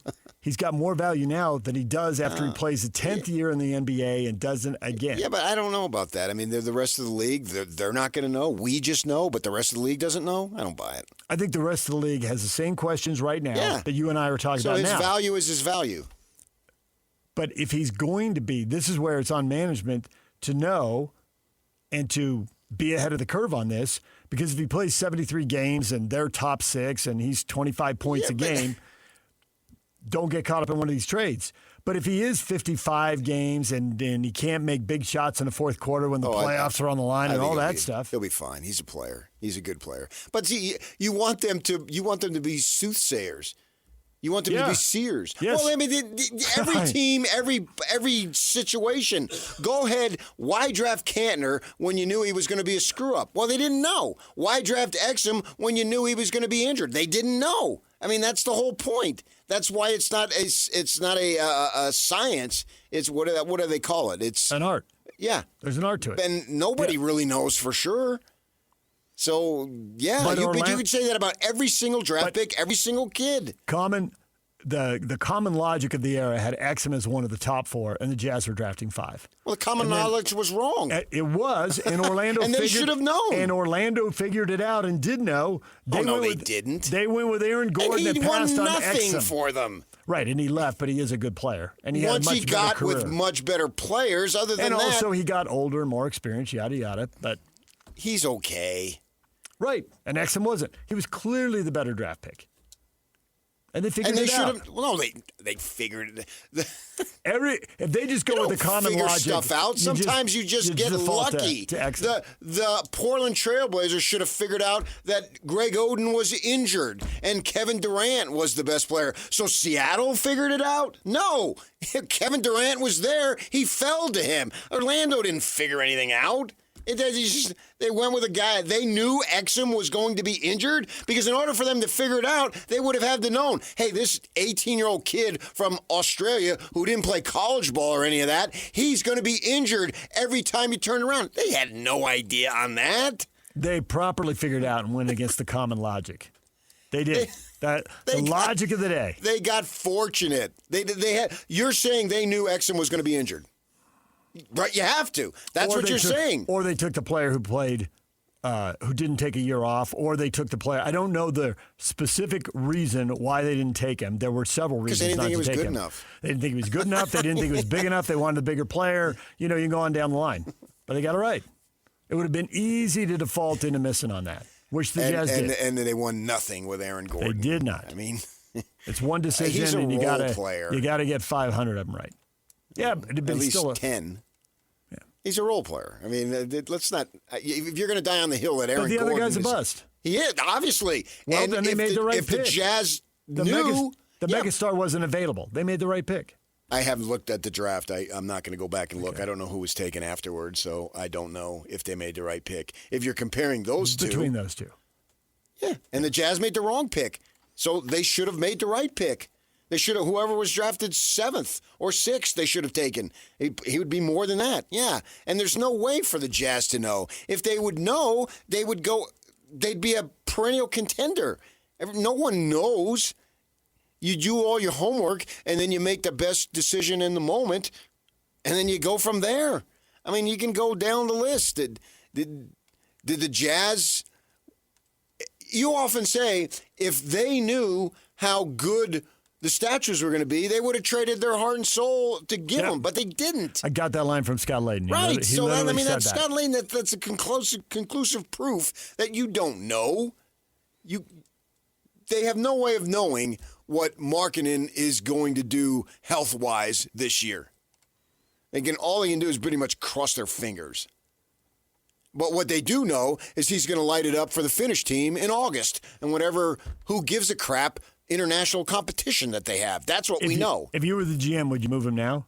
Because you have strong suspicions. Well, you have strong suspicions that when we sit here in 12 months, maybe 11, he will not have played 70 games.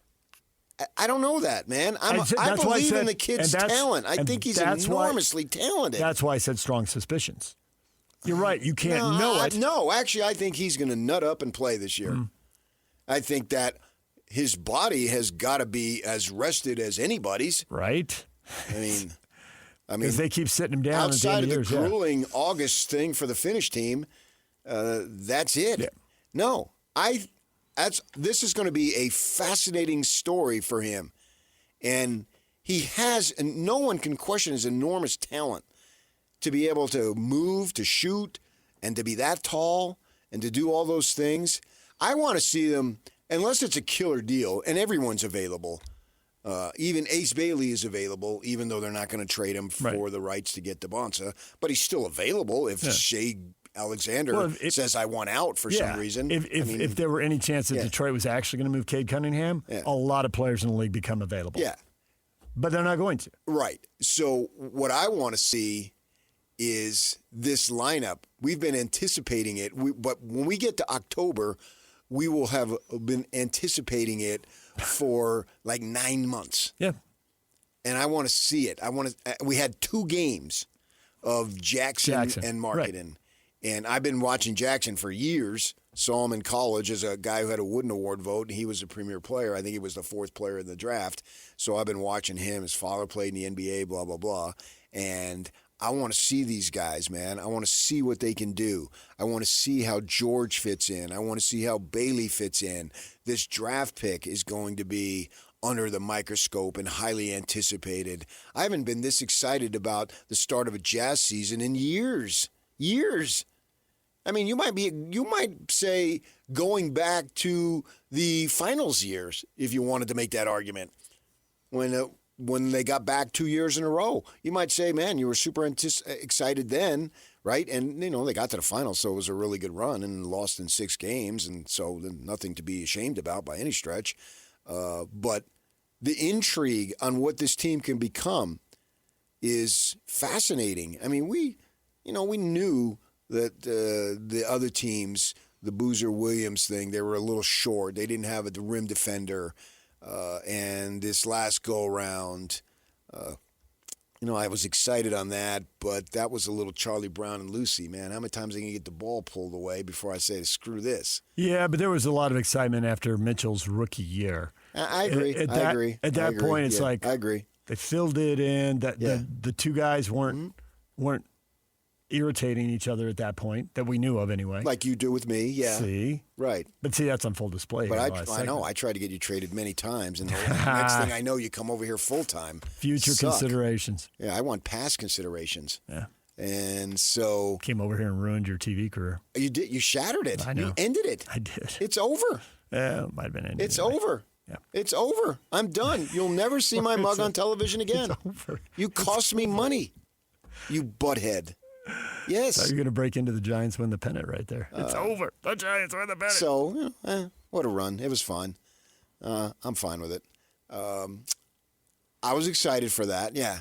But I'm saying I've got it in the rearview mirror now, so it's easier to say, okay, burn me once. Shame on me. This, you know what I'm saying. Fool me once, don't be fooled again.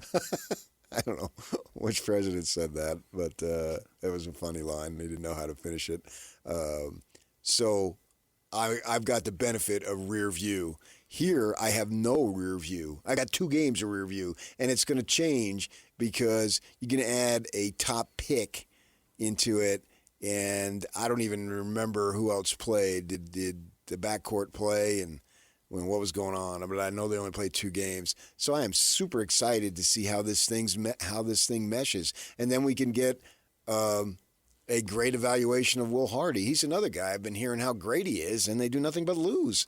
Not that it's his fault, and I'm with you. Markkanen sat a bunch of games that weren't his fault. I understand, but nevertheless, I got tired of watching him sit on the sidelines, making $47 million a year, smiling in street clothes. I don't apologize for that. And that's over. And that's great. And if he plays 50 games, I'll bash the crap out of him again next year. See, your instincts for this are usually pretty good. And the number of times you've gone on this has made me wonder, is he just made of glass? Is something going to happen? Because the thing is, I believe, and I think most people believe, they sat him on purpose. Sure. Each of these last 4 seasons. And the first one here, it looked like he was going to get to 70, and it's 66, but they sat him a bunch. I'd have to go back and see how many games he got the old DMP at the end of the year. But if he does play, is something going to happen? Because in the previous years before he came to the Jazz, something did happen. I don't know. We never know. That's why we watch. But the league knows it too, Yep. so it's not like you're going to get top value for him. It's no secret. The guy, is an enormously talented player, but he's been in the light on the GPs. Now you're playing to win. You're basically playing to win at all costs next season, right? Mm-hmm. And the fans, they're going to tolerate it. No one's going to. Austin Ainge ain't going to tolerate it. No one's going to tolerate it anymore. I mean, we can be jovial and love these guys. They're our guys and blah, blah, blah. But it's about winning now. You're paying somebody. Jackson and Markkanen are getting over $100 million. You play that is why, to win. And see, that's why I actually give these rumors more credence. And I don't know that they will pan out this offseason. I kind of think they won't, but they could, because they're not going to be able to keep these guys together very long. I'm not worried about that. Someone's got to go. That's management's concern. I know. Let them worry about that. But I want to worry about winning and losing. Somebody's got to go. And when do they go, and what do they get back for? And it doesn't have to be those two guys, but then how are you going to trade Kessler? How are you going to pay Kessler and has Keontae? To go. Because I think Kessler and Keontae and whoever else are about to add to the roster are going to end up wanting more money as they come out of their rookie deals, and they're going to be up against it. They're not going to have enough. Everybody isn't going to get what they want, and choices will be made. They don't have to be made right away, and I do think they want to see the group together. Is Hatback short of cash here? Is he? Do we need a GoFundMe thing? I mean, the guy throws around money. Yeah. And I build do think this, build that, buy this, buy that. He'll pay the luxury tax. He'll go into it, and we don't need to turn this into a collective bargaining thing. They did. They don't have as much money as this guy. But most teams, and there are other owners who have as much money as he does, and most teams don't go into the repeater tax and stay there. They'll go there briefly. If they're trying to win. Yep. There's no point in doing it if you're not winning. You're wasting money, and it doesn't matter how much money you have. No one wants to waste money. Right, and there's also rules on the kind of deals. If you still need to add talent, the kind of deals you can make and the ways to add talent get pretty limited. But if you're winning, who cares? Right, but if you haven't won it all and you need to add a piece to get there, that's when you care. You're right. If you have won it all and you're on top of the mountain, whatever. Let's stay on top of the mountain. Well, let's see how it goes. I'm not going to assign them things. I don't know how good this team's going to be in 2 years. I don't know who they're going to draft. Yeah. So I'm not going to make declarations that somebody's got to go. And how do I know that? I just saw a thing that Dirk Nowitzki, he left like $50 million on the table, something, by staying there. What? How do I know that these guys thinking, hey, somebody won't do that? Yeah. I mean, so I'm not going to – there's nothing definitive in the sports world 3 years from now. That's the beauty of it. The only thing that's definitive is everything changes. And we just got a big old dose of that last night because there's been plenty of words written and spoken about how the Thunder are young and the Thunder are the champs and who's going to stop them. They're going to have a great run. They may not even repeat. I mean, they might repeat. They might win this series and win it all. This is a double overtime game. Anything can happen going forward. But your best player was 7 of 23. Yeah, and the Spurs' best player went off and had a phenomenal game. I don't think he's going to average 40 and 20 in this series. And obviously, he could have had an awesome game, and if he doesn't hit that one deep three, then they don't get it to OT and they lose right there. So anything could happen, but one of the things that could happen is Spurs could prevent the Thunder from repeating. So forget the long run the very next year. Well, and the year after, the Thunder could win again. Could come right back. Yeah. We've seen that before where you get a couple of players and they're in good organizations and they they hand the title back and forth. LeBron was moving around, but LeBron and Steph just did that. I think they combined to win I don't know what it was, 7 titles in 11 years. I think the or bottom something? line for me is I want to see this group develop. We finally got a group that's capable of winning. Mm-hmm. And add the rookie, and then go.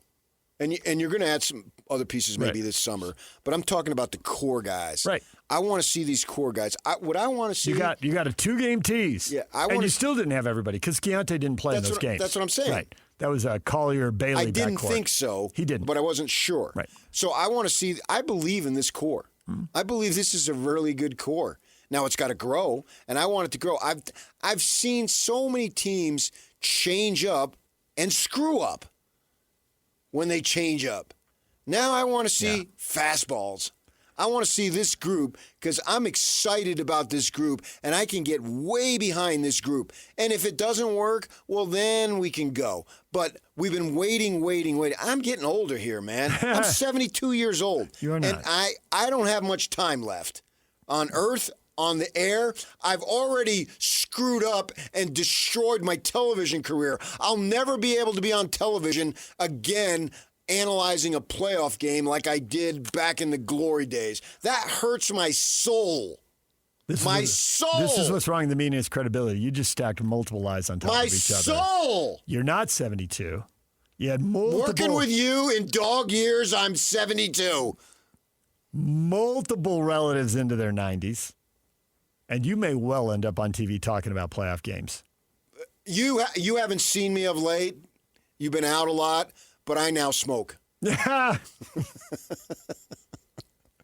what the Vegas showgirl said years ago, so I'm not surprised. No, she said I was smoking.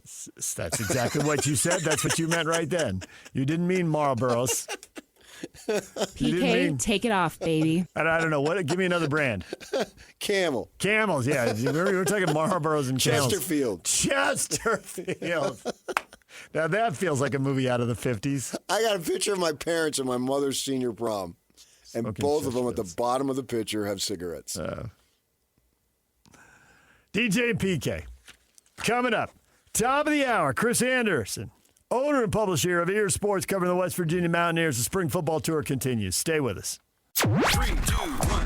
This is Scotty G and Coach Tim LeCoux. Morgan Scally, head coach at the University of Utah. The hiring of Kevin McGivern, very, very innovative. When I've watched his teams, man, he loves to fling that thing around. Are you looking to open the offense a little bit? I want to be explosive no matter where that comes from. If we're an explosive offense, but we're not physical, to me, that's the detriment to the entire team. You have to be physical, period, end of story, because a lack of physicality gets exposed at the highest levels. The priority, the premium is on physicality, and then explosive football, obviously explosive plays that can be from running the ball, from catching the ball. I think we have one of the best wide receiver groups we've had since I've been here. We want to get our playmakers the ball, but you have to play complementary football, and that's what Kevin's offense does.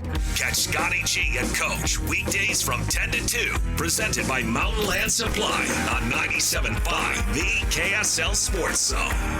DJ and PK, it's 97.5, the KSL Sports Zone. Got a poll question up, PK. Is Donovan Mitchell going to the NBA Finals? Which team comes out of the East? Go on and vote. I just put it up. Knicks in 4 or 5 games. Knicks in 6 or 7. Cavs in 6 or 7. Or the Cavs in 4 or 5. I think it's a longer series. I would probably go Knicks in 6 or 7 myself. But it feels like anything can happen the same way I feel like anything can happen in the West. Not totally outrageous that one team would pull something off. I think it would have been outrageous if somebody had beaten Oklahoma City in the first 2 rounds. Well, they swept them. Yeah. Yeah, I agree on that. I think Cleveland is just as good as New York. And I think this is from a huge distance away. I mean, I'm not following it day to day, right?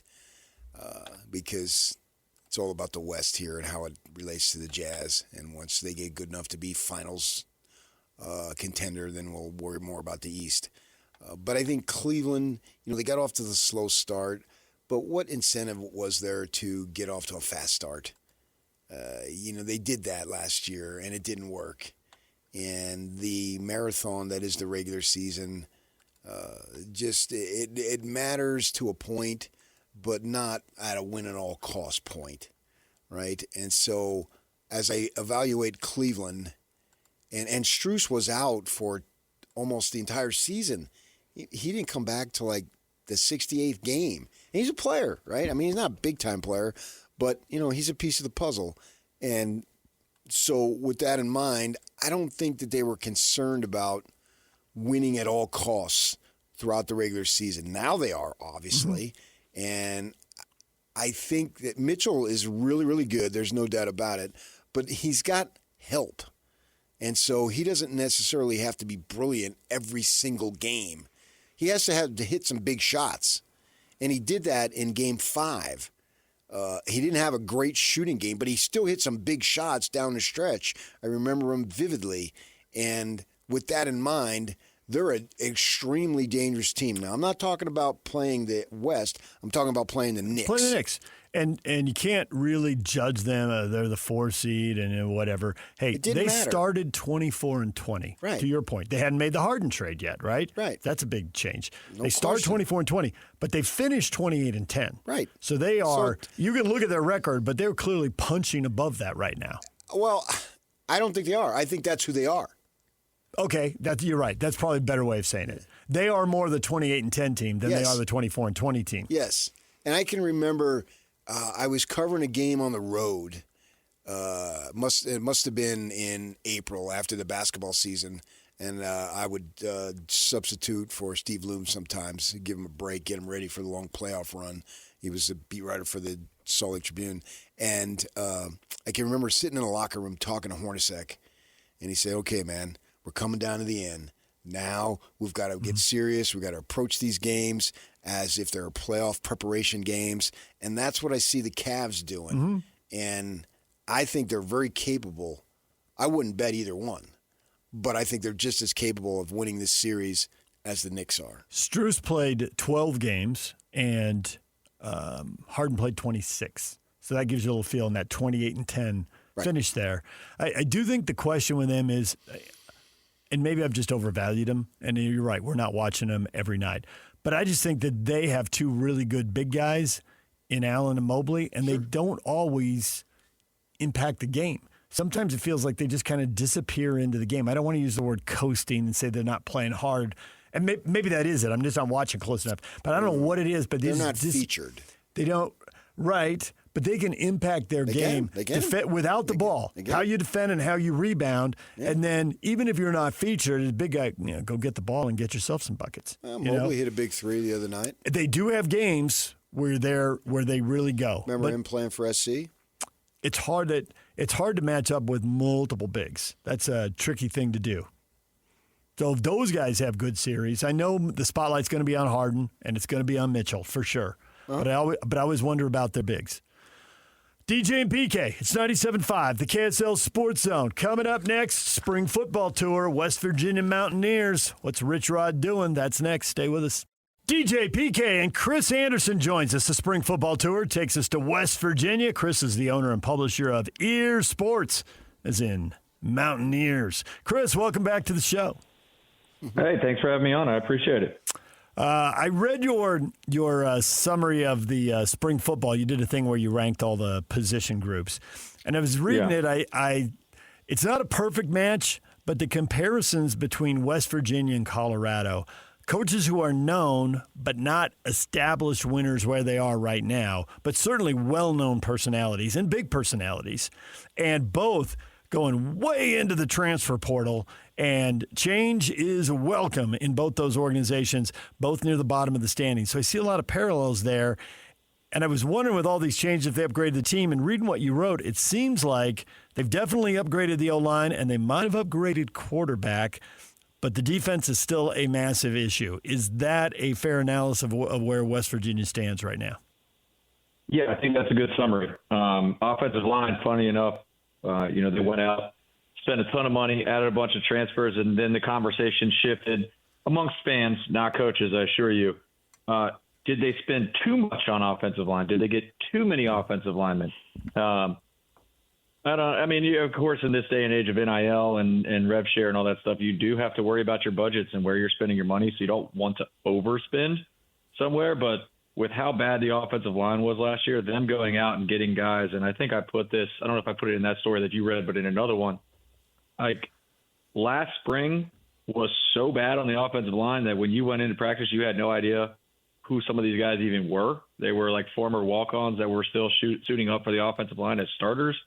There are guys that are on the third-team offensive line right now that are better than what West Virginia had on their first-team offensive line in the spring last year. So they've really revamped that room right there. Our guy Rich Rod is known as an offensive coach. Had an opportunity when he was out here at Arizona to watch him. I thought he probably still does, has an excellent mind for offense, and he can really highlight the quarterback and make the quarterback, actually I believe he can make the quarterback look a little better than he is because of the system that they run. So we saw last year multiple quarterbacks play in that system. Scotty Fox is a returner, but they brought in, I believe, a transfer from Oklahoma, Hawkins. What's it look like for the battle? Plus, they've got a bunch of freshmen, too, that I know Rich Rod likes. Yeah, I would say last year we kind of poked fun at him saying, I got 5 quarterbacks I can win with. And he played 5 quarterbacks. They just didn't win.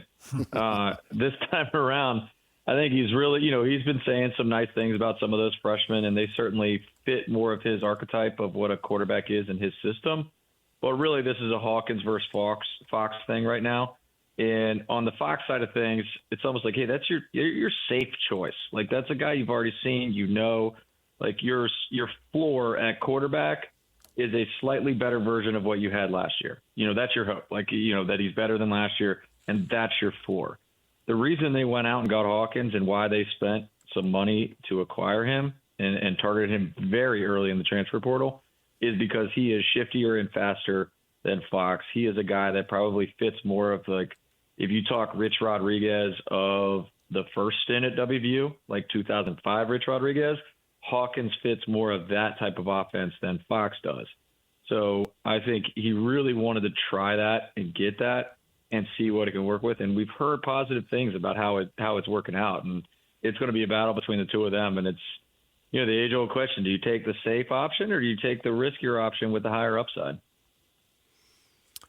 The position group you have the most confidence in right now is running back, and that ought to frighten people around here because when Rich Rod was at Arizona, he had multiple teams where running backs ran for 200 yards plus against the University of Utah.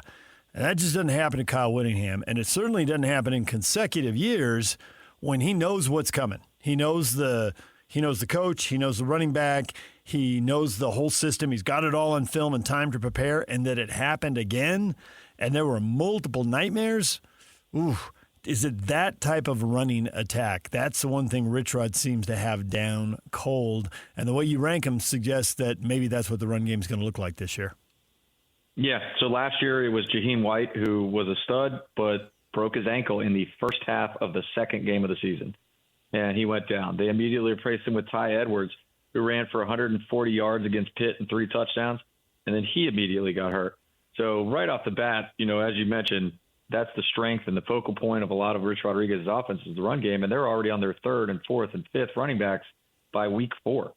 By the time before Big 12 play even starts, they are on their 4th running back because another player had gotten hurt during the preseason. So how do they fix that? Well, depth, that's a question mark. It's a lot of freshmen, but a lot of freshmen they like a whole lot. But right at the top of the thing is Cam Cook, who led the nation in rushing yards last year. So if you tell me, hey, we're going to take the nation's leading rusher and then put him on Rich Rodriguez's offense after they spent 3 times as much on the offensive line than they did before, that sounds like a very positive thing for West Virginia's offense. I think the final tally I saw was 37 transfers, 36 high school kids, and 11 junior college kids, which at the JC level, we don't see that as much. And that's a lot of kids to bring in, particularly in the way the rules are these days. And if you're going to bring in JC guys, the theory has always been that those guys need to find a way out in the field right away because obviously they got not as much eligibility as high school kids. So with that in mind, any of these JC kids that we should be looking forward to? Yeah, look on the defensive line. I was when I was talking to someone over on my site, I like to do a thing, capital S someone, meaning someone within the program that would know. they spent their money, and we talked about it, spending your money, your budget on certain positions groups. And they told me they were targeting and acquiring junior college players on the defensive line and spending the money as if they were P4 transfers. Like they thought that these guys were just as good, that these guys could contribute right away. And that would be Jalen Thomas, KJ Henson, and Darius Wiley. All three of those guys are projected to be among the top 5 or so in the defensive line rotation. For three, there's 3 spots. You usually have 6 guys rotating in and out, and they're 3 of the top 5 for sure. And so I would expect all of those guys to make a difference on the defensive front.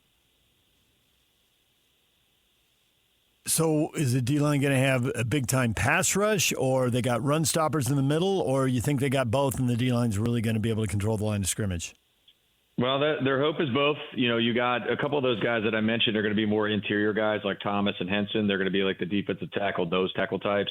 And then on the edge, they tend to run like a defensive end with a bandit, which is kind of a stand-up edge rusher, which a lot of teams do nowadays. And for those 2 edge rushers, the defensive end, that's Ezekiel Durham Campbell, and then the bandit's likely going to be Harper Holloman.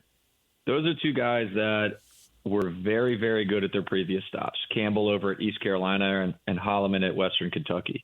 And they're hoping that, as a lot of teams do, I'm sure like Colorado does and everybody else in the Power 4, like you are targeting some of these group of 5 guys and hoping to get like 90% of their production at the Power 4 level. You hope that it translates like that. And if it does, that could be very good for West Virginia because those 2 guys were extremely productive, graded out very high on PFF, graded out with like all of their pressures off the edge, among the best in their respective conferences. Now, again, it's got to translate to P4. It's got to translate to the Big 12.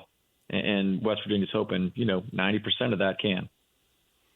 I was listening to the defensive coordinator's spring wrap-up, and we know last year virtually everybody on the team practically was brand new. And he was talking about how last summer they had 40 guys join the team during the summer for when they started camp in August. I mean, that's an awesome amount of, staggering amount of new players that weren't there in the spring ball. So he believes he's talking about, there are a few holdovers. He mentioned Cutter at linebacker and Taylor, I think is a DB, that those, because of the numbers, won't be as shockingly large, that the fact that they have that continuity should just allow itself to make the defense better as far as that goes, because there won't be so much newness involved. How much do you buy that?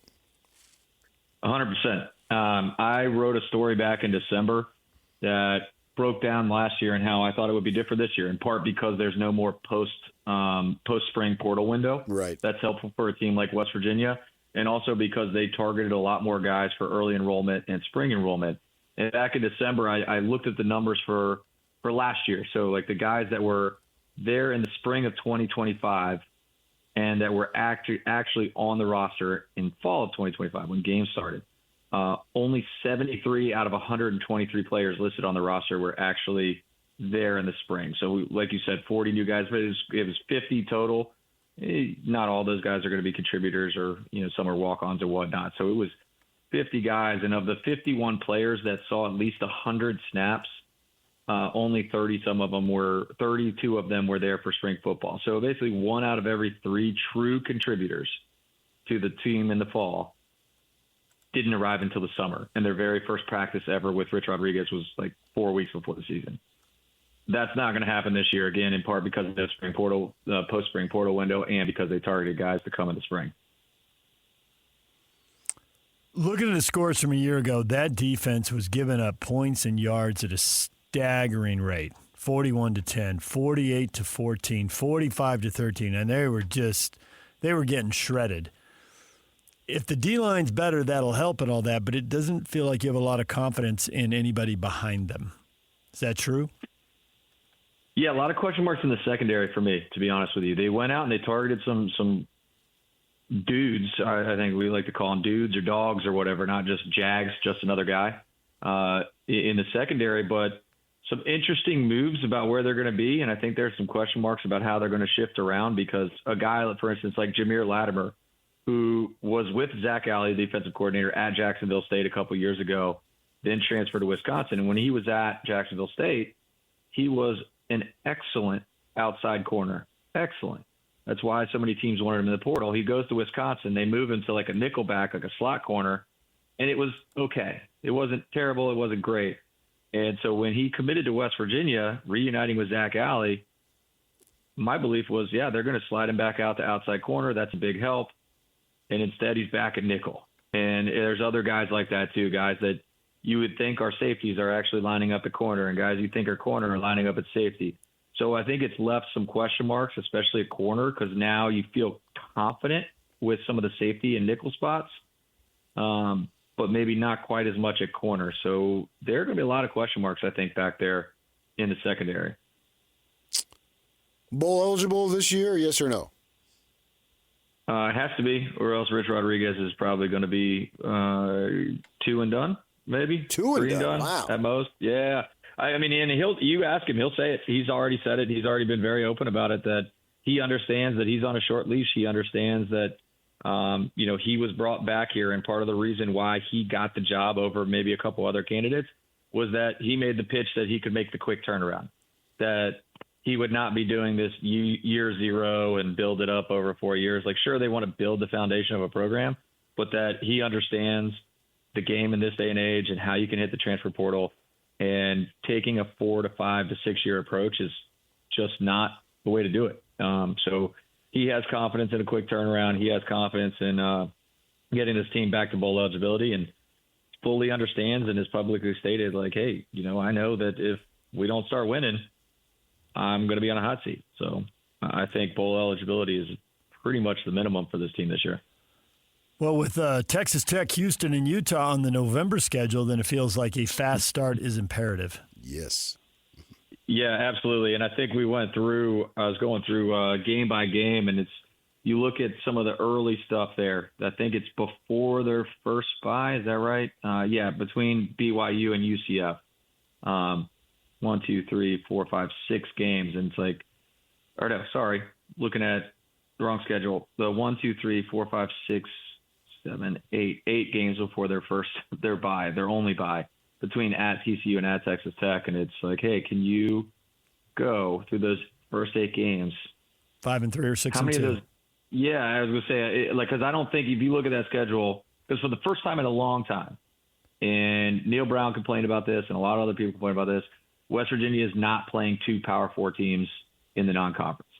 For reasons that they thought were good, they were scheduling, at Penn State, at Virginia Tech, and then also playing Maryland, and also playing another Power 4 team, also playing Pitt.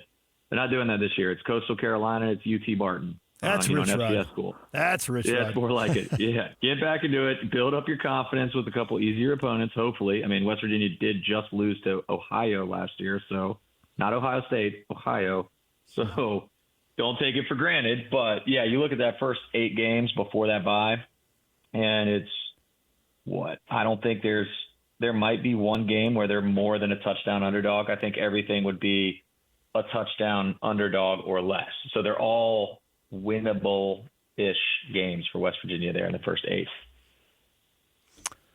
Well, we will see how that plays out, Chris. Thanks for the time. We appreciate you coming on and talking about Mountaineer football.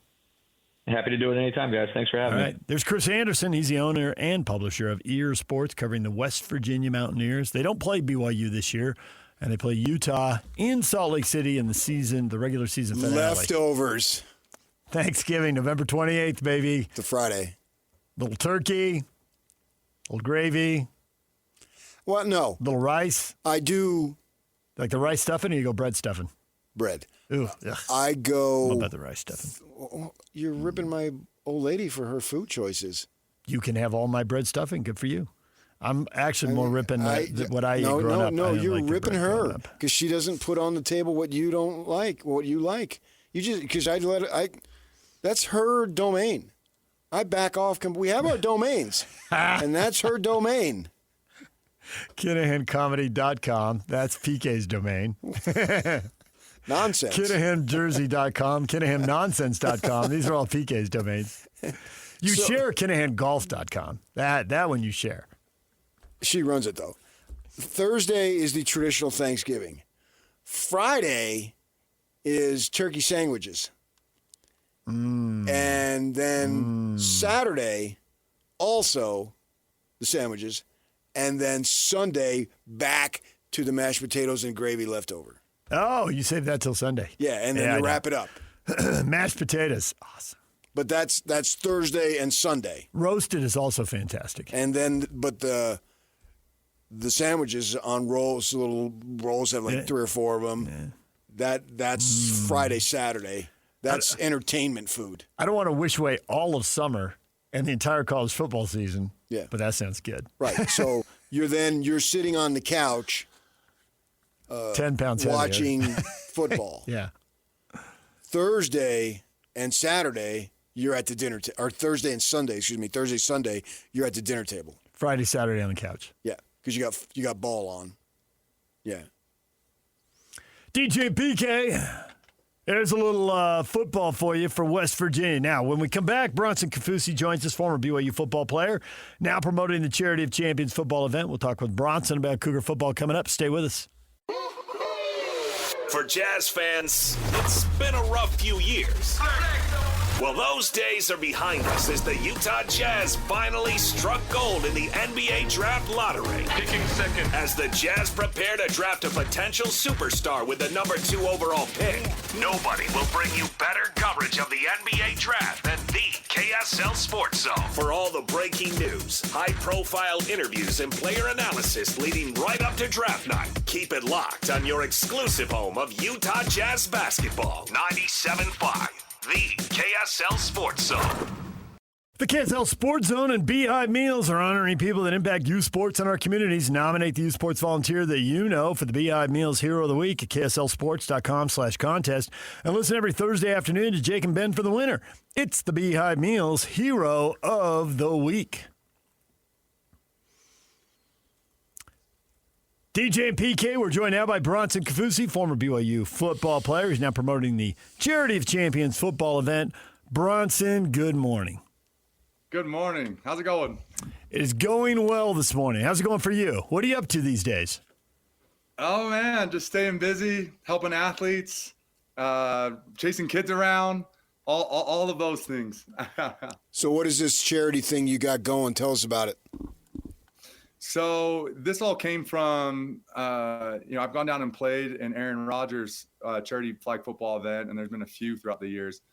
And I just wanted to bring it to Utah. So people sponsor teams. They bring 6 to 7 of their friends. Then we add 3 or 4 NFL players to their team, and you play flag football 4-on-4 for the day. And all the kids can come.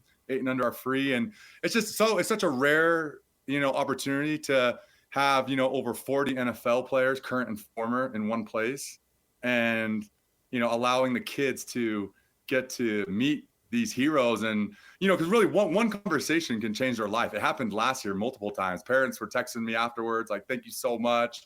Our kid talked to Dalton Kincaid, and ever since that conversation, he's been training hard every day. And Tyler Algier was there. We had a lot of former guys, Danny Sorensen, Nate Orchard, Malik Jackson. Like we had a lot of guys there, and it was just amazing. So what are the details on this? When, where, how do people get there? What does it cost, if anything? How does this all work? Yeah, so the date is going to be June 27th, and it'll be here in Utah. It'll be at Corner Canyon High School, and you can buy tickets at charityofchampionsutah.com. And so how it works is, for general admission tickets, they're $15, and those are like up in the stands. But then if you want a VIP ticket to be on the field with the guys, those are $150, but those are all on the site. And then, but 8 and under are free, so that way we can get a lot of the youth kids. And we have discount codes for all the youth football teams, high school, youth. We just want everyone there because it's just, it's just so rare to have that many NFL guys in one place here in Utah. So who's going to be catching those bullets you're going to be throwing at quarterback?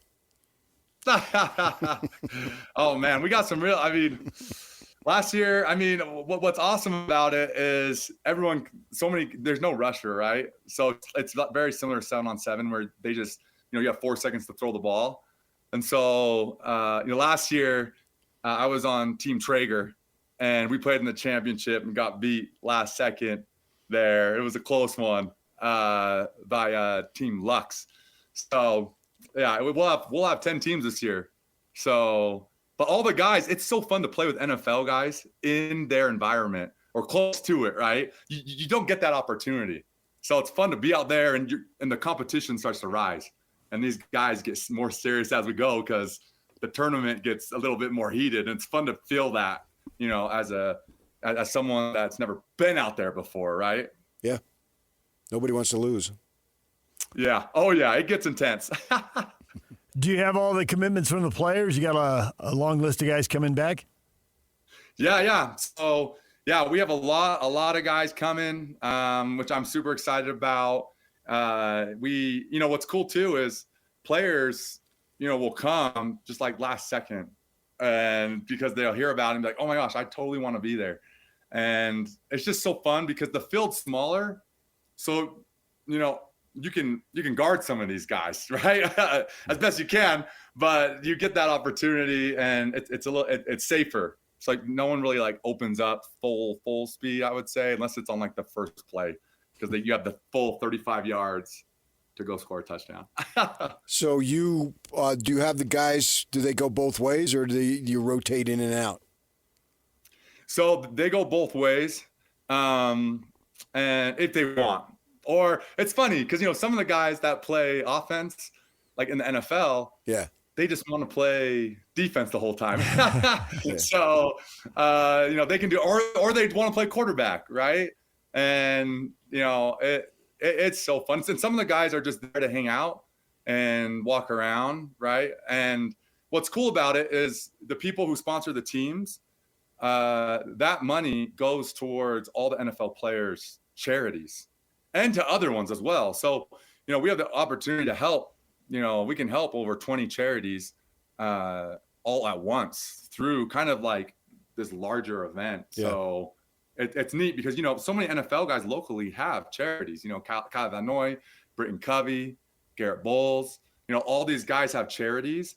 And so it's really cool to be able to have something where all the charities win by bringing everyone together to have really, Utah's premier NFL player event. How many of the guys are you connected with full-time, and how much is this a treat for you to get to see guys that maybe you don't have as much contact with? Oh, man. It is so fun to be with these guys. Just because, the NFL season, it gets busy, right? You have OTAs that are going on right now, and then they have like a 5-week break. So getting to see them before they go into the season it really is a treat. And just to reconnect and see what's going on. I love helping players off the field, be successful and be able to transition. But also, one of the most important things is knowing that, hey, you know what? I am going to hang it up one day. And so I need to come to these types of events to network and meet people and just be curious to ask questions and, be able to kind of set some roots down for when I do finish playing, because not everyone gets to choose when they're done playing.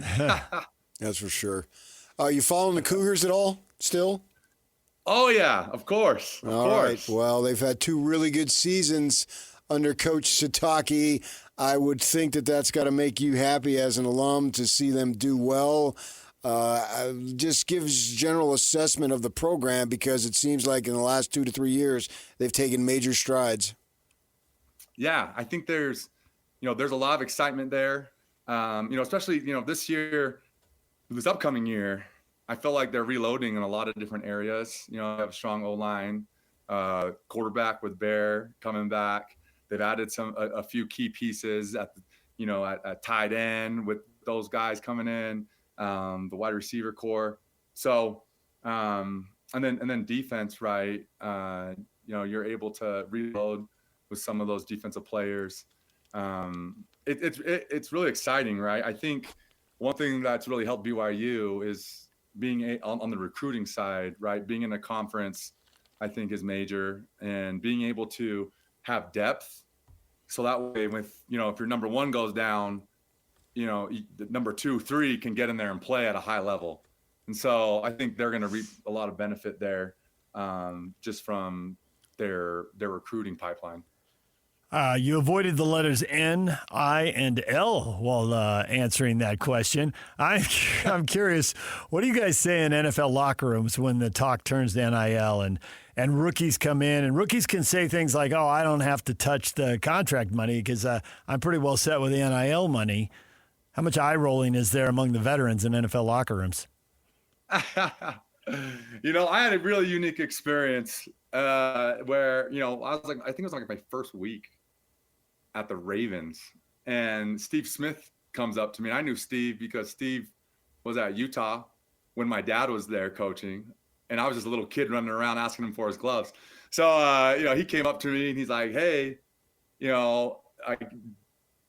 you think you could survive off $1 million the rest of your life? And I was like, no, I think I need to work still. And he's like, absolutely, read this book.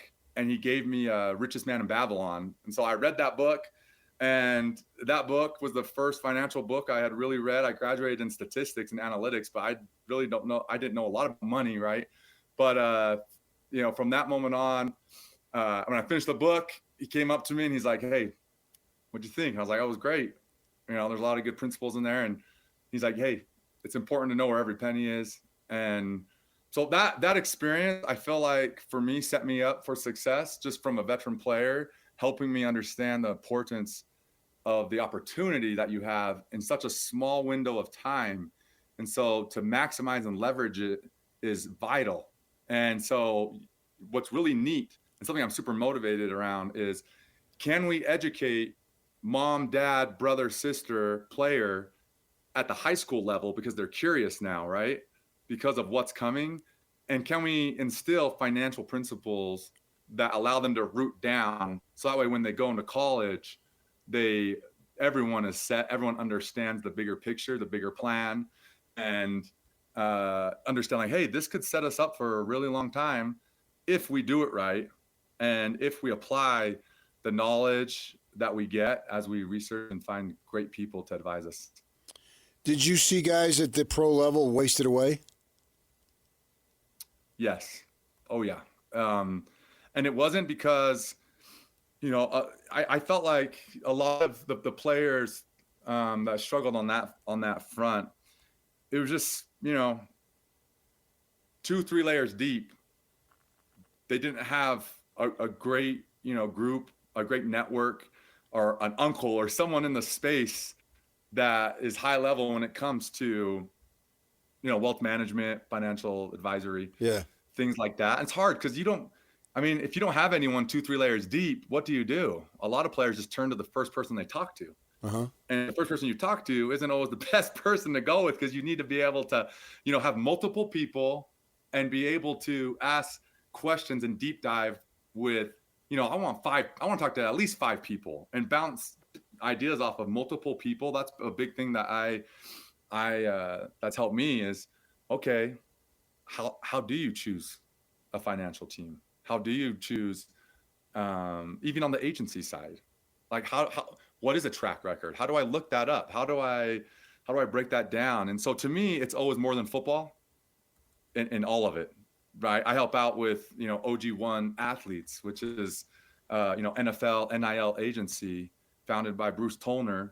If you guys know that name, that's Whittingham's agent. Tollner is his dad. Yeah. And so, on that front, it's been, it's he's been my agent for a long time, and he's, not every agent's built like this, where they understand that it's bigger than the athlete. Like it's your family.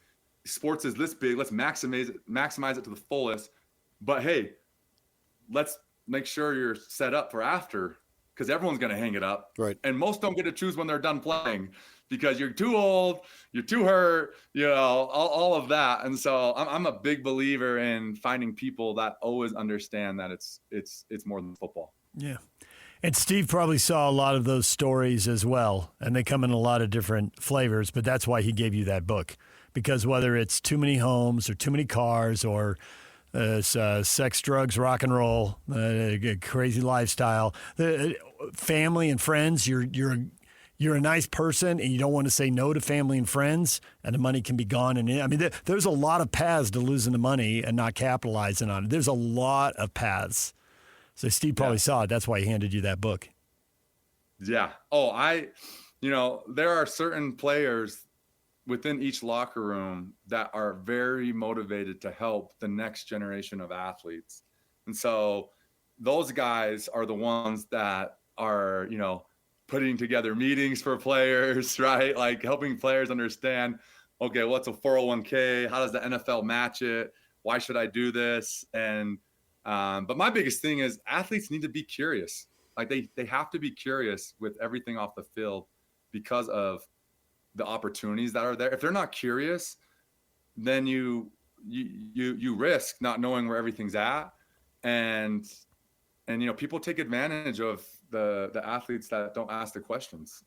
So I think it's important that the athletes, I call it a new age athlete, but it's a new age athlete is one who understands, hey, I am a brand, and I start building it now in like middle school and in high school, right? And I am my own company. I need to make sure that I am set up and the story being told about me is positioned correctly. Even from, all the decisions I make matter.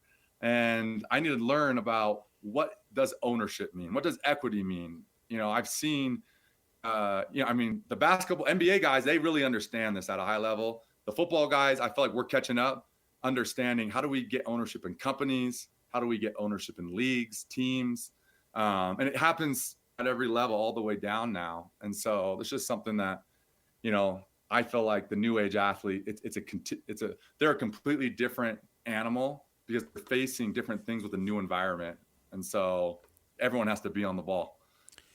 Do you think between now and whenever the end of time is, that will actually be a season of football in which there won't be someone with the last name Kaufusi playing it?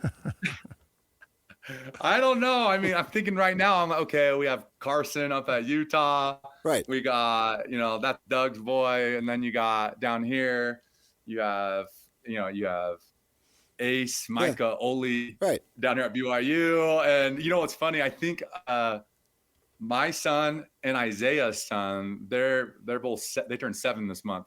So I think they're the first ones that'll be at it after that. So I don't know. I think it might catch up actually. Just that 4 years. And I don't know if my son plays football, right? I'm just like, dude, play every sport, be super active. But I just want him to love the game, just because I'm really big on youth sports and helping parents navigate that space right now. Just because I've seen both sides of it. Parents will be a huge liability to their kids in the athlete space, or they can be a huge asset. And so I'm really big on helping parents navigate that piece and helping their kids love the sport early, instead of I see it all the time, which is crazy. I mean, like 20 years later, kids are getting burnt out still earlier because their parents are, just making it not fun for them. And the kids just give up stuff early, which is really sad. Before we let you go, will you give us the date, time, and website so people can go to the game? Yeah, Charity of Champions, June 27th, 9 a.m. It'll be at Corner Canyon High School. And to get tickets, the website is charityofchampionsutah.com. charityofchampionsutah.com. Bring your phone for the selfies and the action photos. Everybody's a photographer these days. Hey, Bronson, thanks so much for the time. We appreciate it. Hey, thank you, guys. Really appreciate all that you do. Thank you. There's Bronson Kaufusi, former BYU football star. Wouldn't it be sex, drugs, and rap, though, these days? Probably, yeah. Well, it depends who you are. I mean, it's sex, drugs, and country. Country music's big. You hear about that in the stuff NFL? You hear that stuff about that stuff in the locker room, fighting over the music. Yeah, because the rosters are big. Not by sheer numbers, but there's still somebody.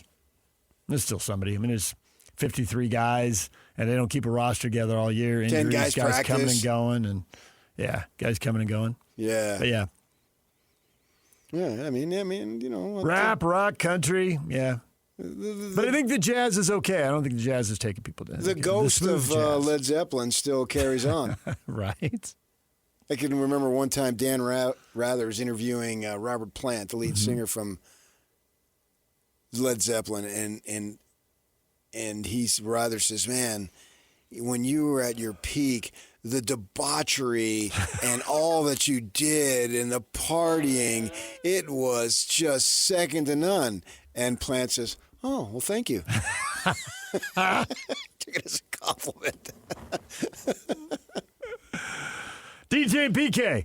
Coming up, more on the NBA playoffs. Game 1 in the West was a thriller. And Donovan Mitchell, is he going to the NBA Finals? Game 1 in the East tonight. We'll get to all that coming up. Stay with us. 3, 2, 1. This is Scotty G and Coach Tim LeCoe. The Jazz selecting number 2 in the upcoming NBA draft. So, if there's one thing that scares me, AJ's the safer pick. And that's what makes me nervous, is that Washington is going to be like, okay, we've really swung and missed, and we've really done some problems. So let's go the safest superstar available in AJ and let somebody else take the risk on Darren. If I'm the Jazz, then I take that risk on Darren Peterson. But I exhaust every option available to me to get AJ. I encourage everybody to go back and you do watch pre-Kansas film on Darren Peters. I want you to watch his handle, specifically how he navigates ball screens. He can become a better passer, but he's not bad as a secondary playmaker. You just look at him, it's his frame. To me, there are real reasons why this guy can be great. Catch Scotty G and Coach weekdays from 10 to 2, presented by Mountain Land Supply on 97.5, the KSL Sports Zone. DJ and PK, it's 97.5, the KSL Sports Zone. NBA playoffs continue tonight. Game 1 in the East. Donovan Mitchell, Sam Merrill. Are they going to the NBA Finals? Could it happen? You believe, PK? 50-50? No question in my mind it could happen. Okay, it could happen. 50-50 call, true toss-up. Knicks 60-40, 70-30. We talked about this earlier. There's no way you're more than 70% in on the Knicks. I'm not. No. I believe Cleveland is as good as the Knicks. I believe Cleveland not coasted, but they didn't have all their guys, and they make a massive trade to bring in Harden.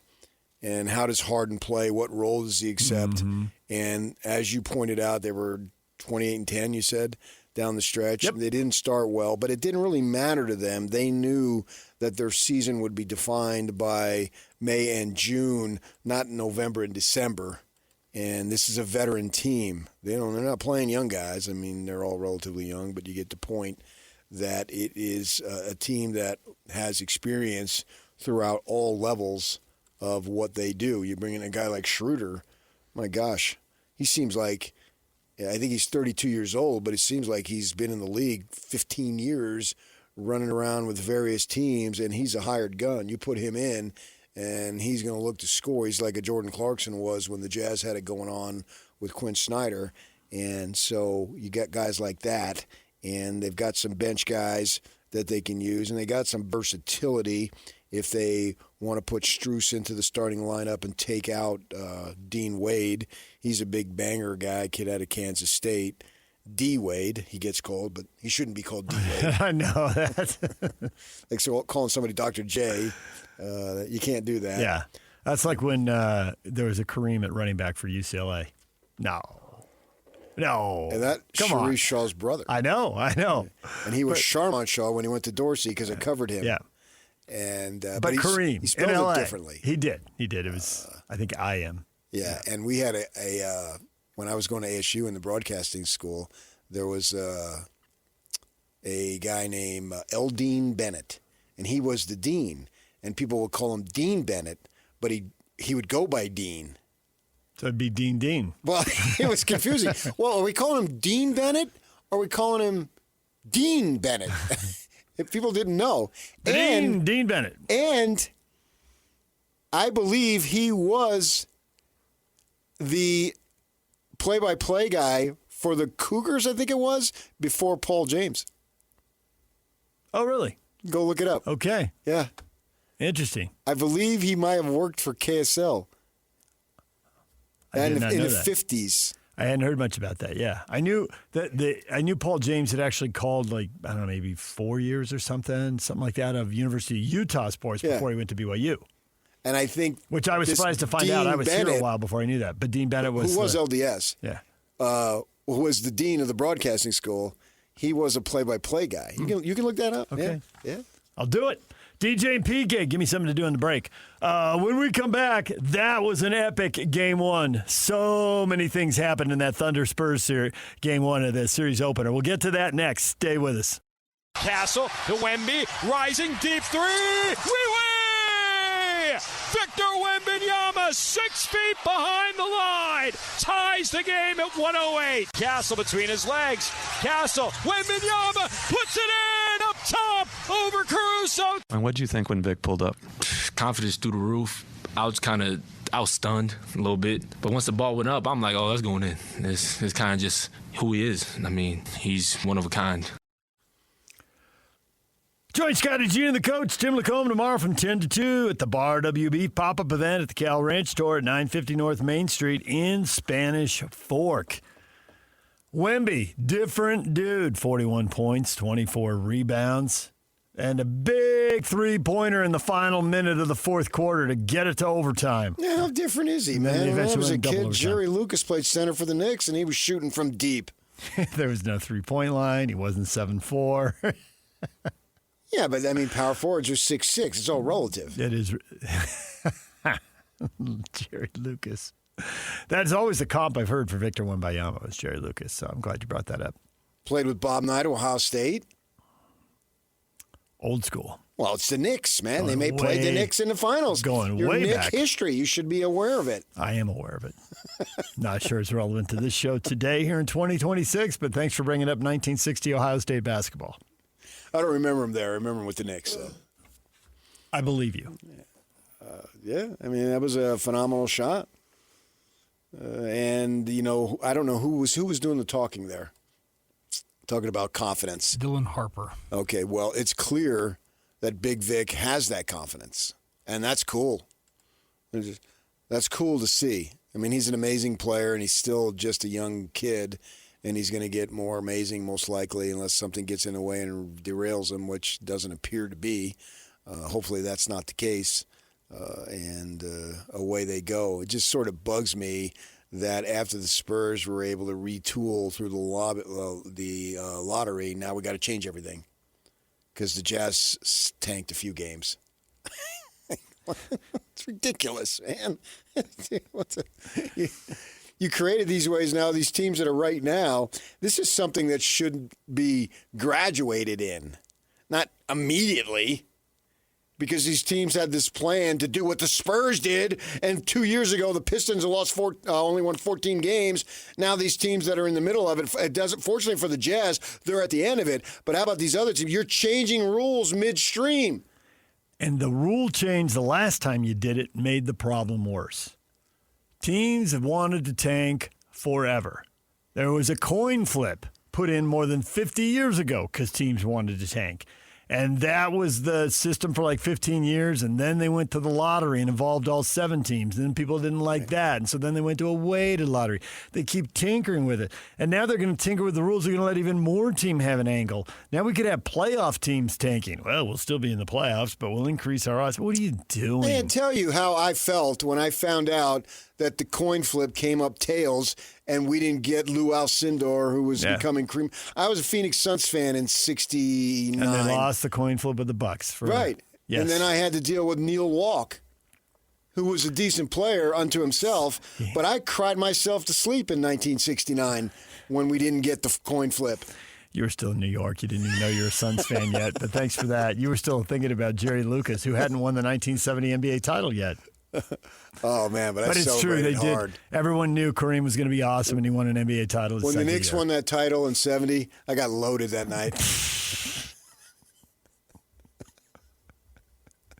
By loaded, you mean sugar high, as whatever you were, 10-year-old or whatever. I don't know. No more sugar-loaded gum before bedtime. You're all wired. I was in hard training. I won that Gold Glove 7 years later because of the training I was going at 10. But Wembyama's an amazing player. Yeah. And the Spurs got fortunate that they got the number 1 pick at the year that he was available, and away they go. We can talk about all the things that Jazz have done right and or wrong in the rebuild, but is the single biggest thing that they went out and won 37 games and started 10-3, and we're worried about having an all-star for the all-star game. You don't. But the team that went out 22-60 got Wembyama, and the Jazz later have 2 60-win or 60-loss teams, but there's no Victor Wembanyama in the lottery. Let's see. Cooper Flag could be close. There was for the first 60-loss season. Yeah, maybe one of these guys will do it. Maybe one of these guys will just be awesome. And it won't be the guy that the Wizards take at 1. It'll be the guy the Jazz take at 2. It could be, yeah. And maybe, with the players around him, too, because it's still a team game. Yep. Individuals in basketball get enormous credit. Yes. The only thing that relates to it is quarterbacks, and they still need guys, man. You have to have other players do their thing, and they've got to be willing to accept it, whatever their thing might be, whatever thing is a substitute for the word role. And so you don't know about that. And Cooper Flag, he's scoring 40, 50 points as a kid who should have been a freshman in college because he reclassified, and he turned 19 midway through his rookie year. And I heard somebody say, well, would you, if Cooper Flag was drafted coming out this year, say he didn't reclassify and he played his freshman year at Duke, would he be the number 1 pick?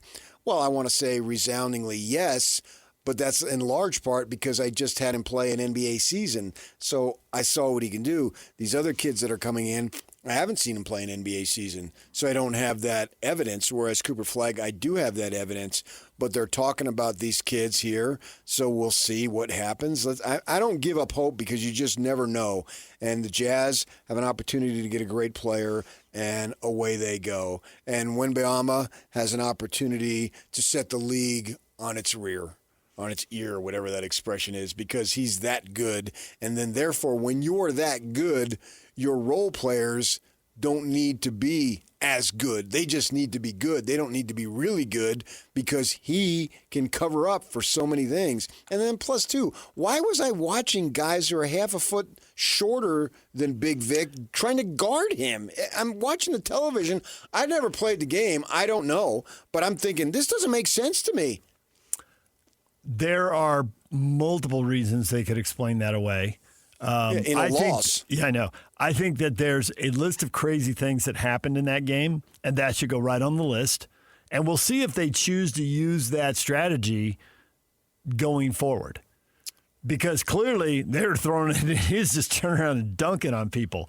And now maybe they figure, hey, he'll do that to everybody, so we'll limit these guys over here. We'll put a taller player and a shorter player. I know, but that's what they figured. And I was surprised, in the middle of the game, do you want to mix it up? Here's a cliche we both heard in a million post-game press conferences. You got to give them different looks. Well, they gave him the same look. You gave him a much shorter guy. They got no look because he looked right over him. Just come out of a timeout and mix Holmgren in for 2 possessions and see what happens. Or Hardenstein in for 2 possessions. Just see what happens. He's on his way to 41. I mean, is he going to get to 45? Yeah, he'd really go off it. Now, there are other crazy things that happen. Watching that matchup over and over was one of them.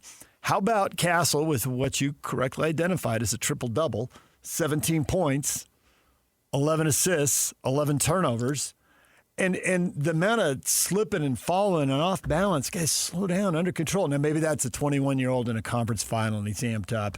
11 turnovers is enormous. Like I said, the list of crazy things that happened in that game is so long. He's not going to average 11 turnovers a game. He also, Castle and Harper were combined 2 of 13 from the three-point line, 1 of 6 and 1 of 7.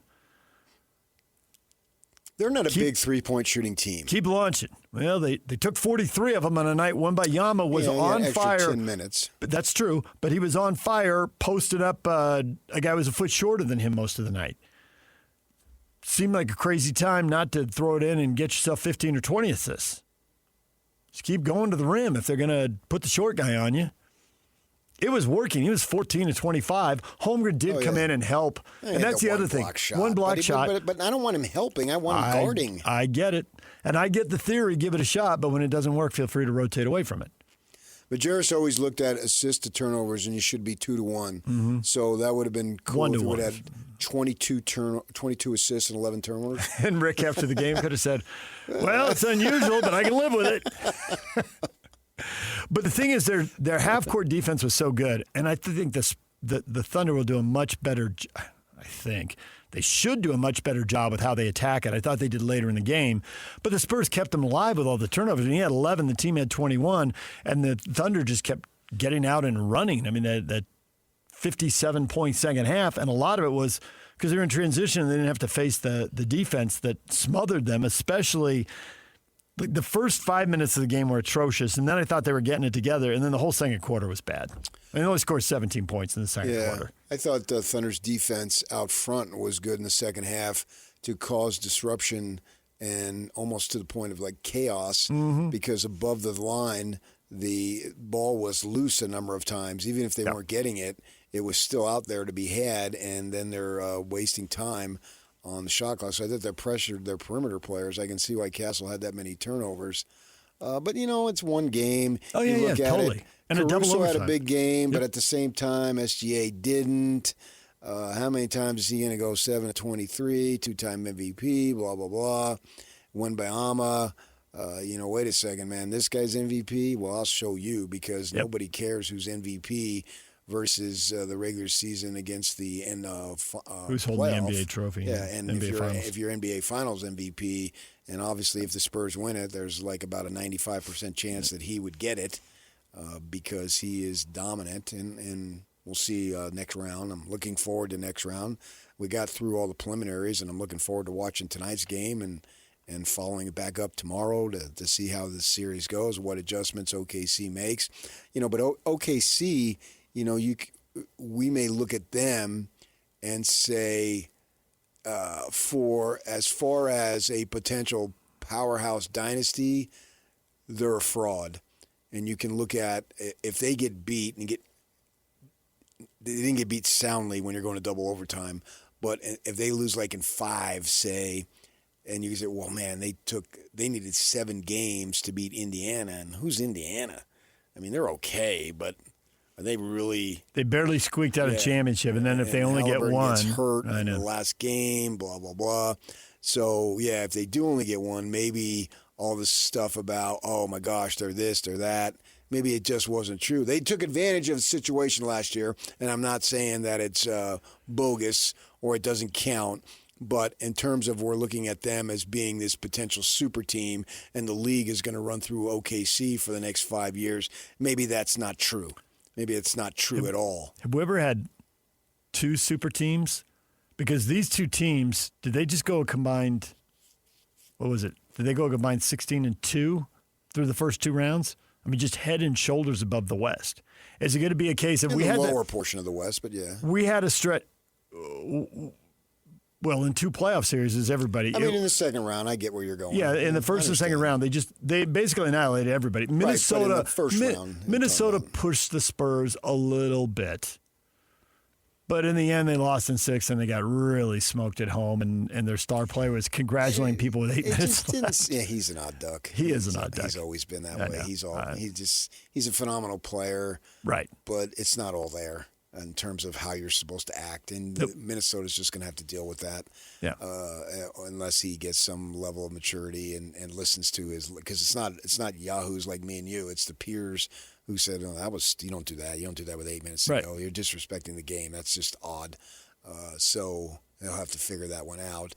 But even though that series was pushed a little and extended – I never really felt like the Spurs were going to Totally lose. agree. Well, there was a one-off where Wembyama throws an elbow and gets kicked out. Right.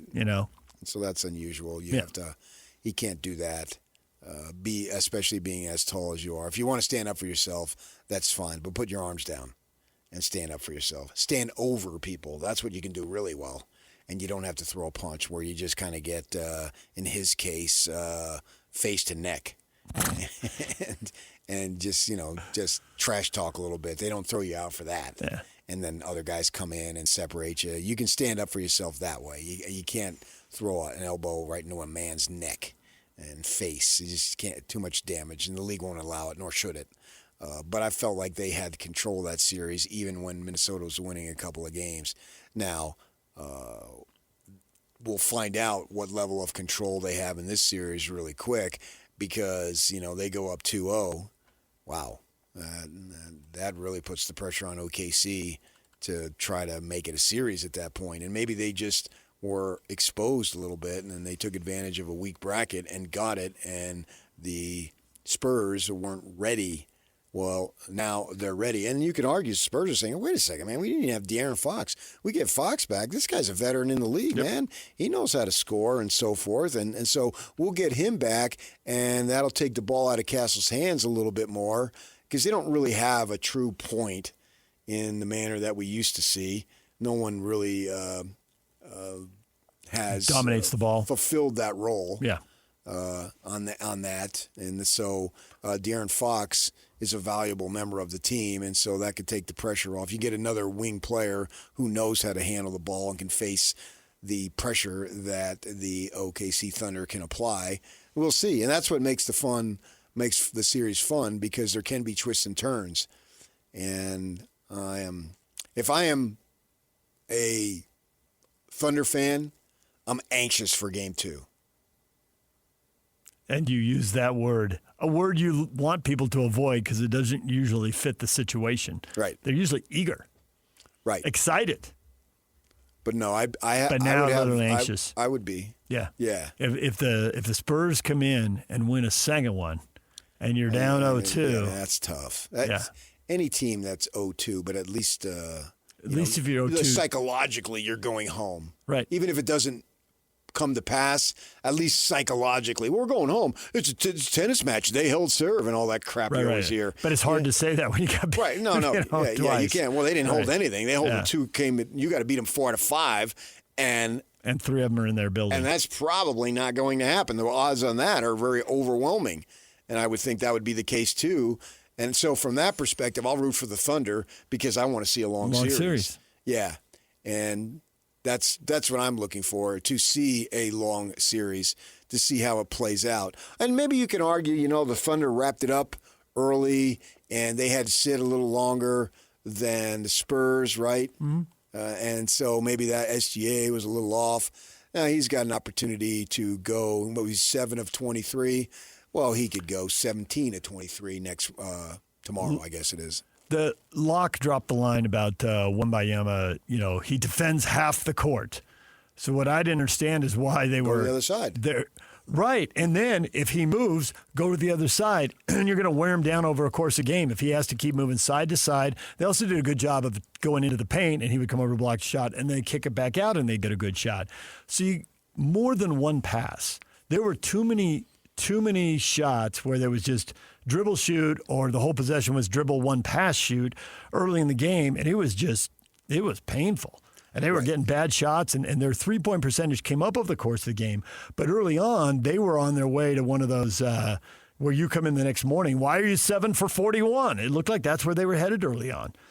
And then nobody made a bucket in the first 5 minutes, but most guys were taking bad shots.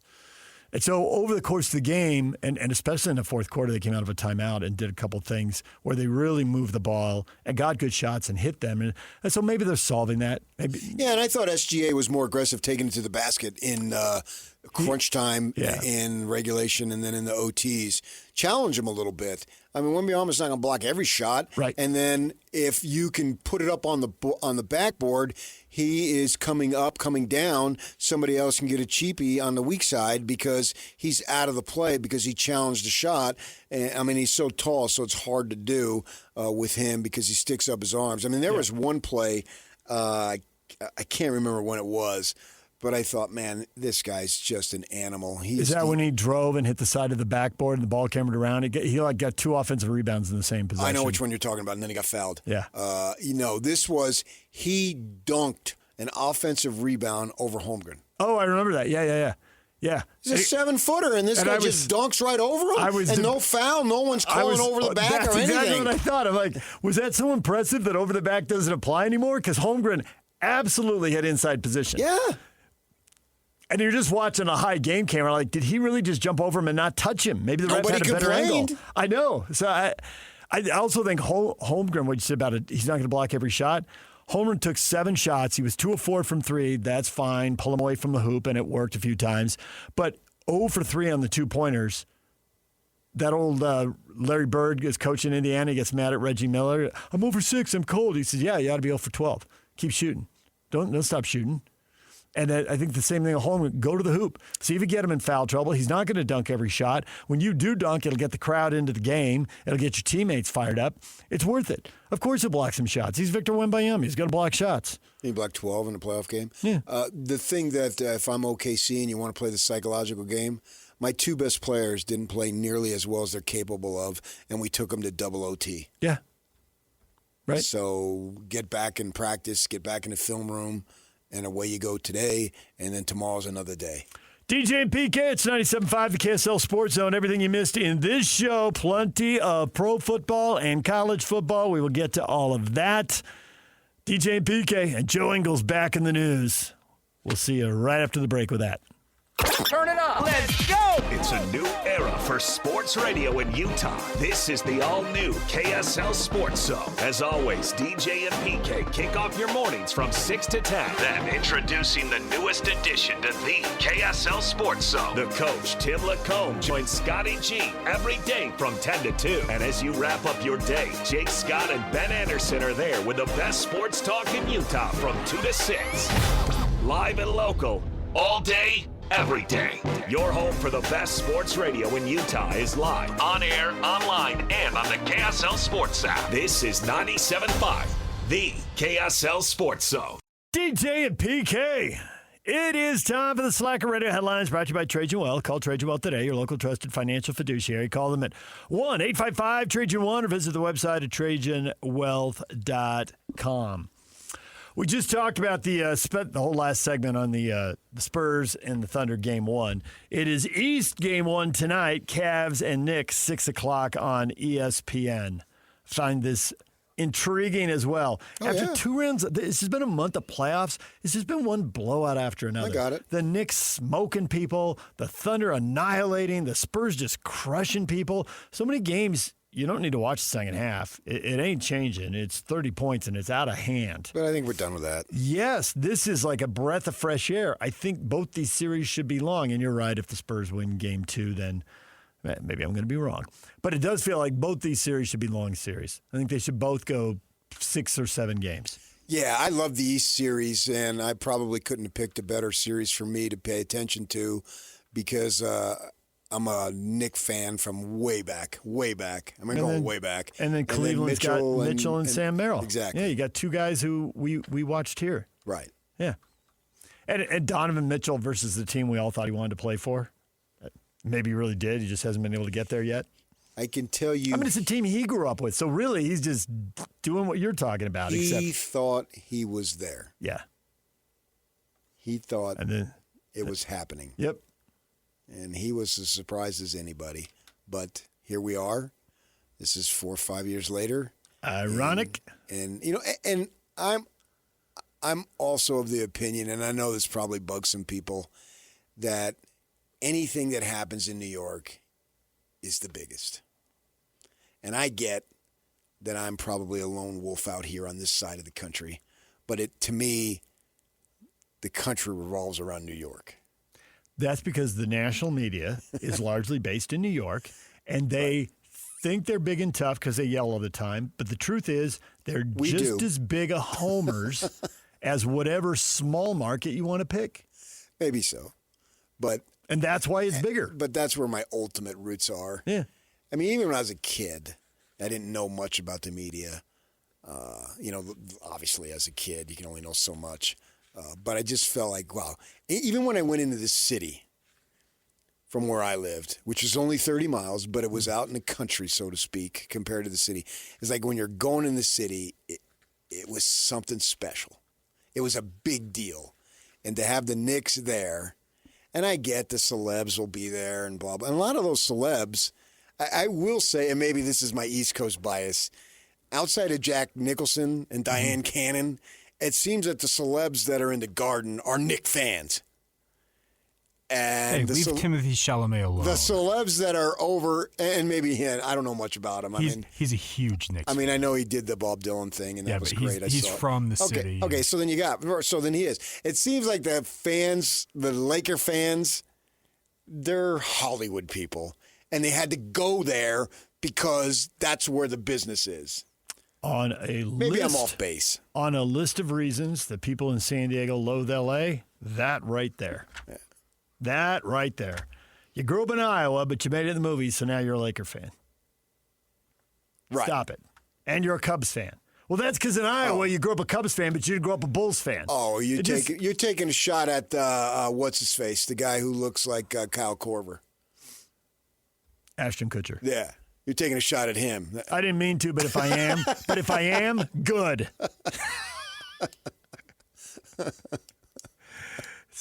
Totally. It's just sickening to watch LA sports. And it's why everyone's so pissed the Chargers and Clippers both moved to LA. It's bad enough you moved, but you had to go to LA. You had to. Well, it was easier and more lucrative. Well, the lucrative part for sure, and at least Sterling was from L.A., but it was the lucrative part for Spanos. It was like, I'm from Stockton, I'm not going there, so I'll just take the team wherever.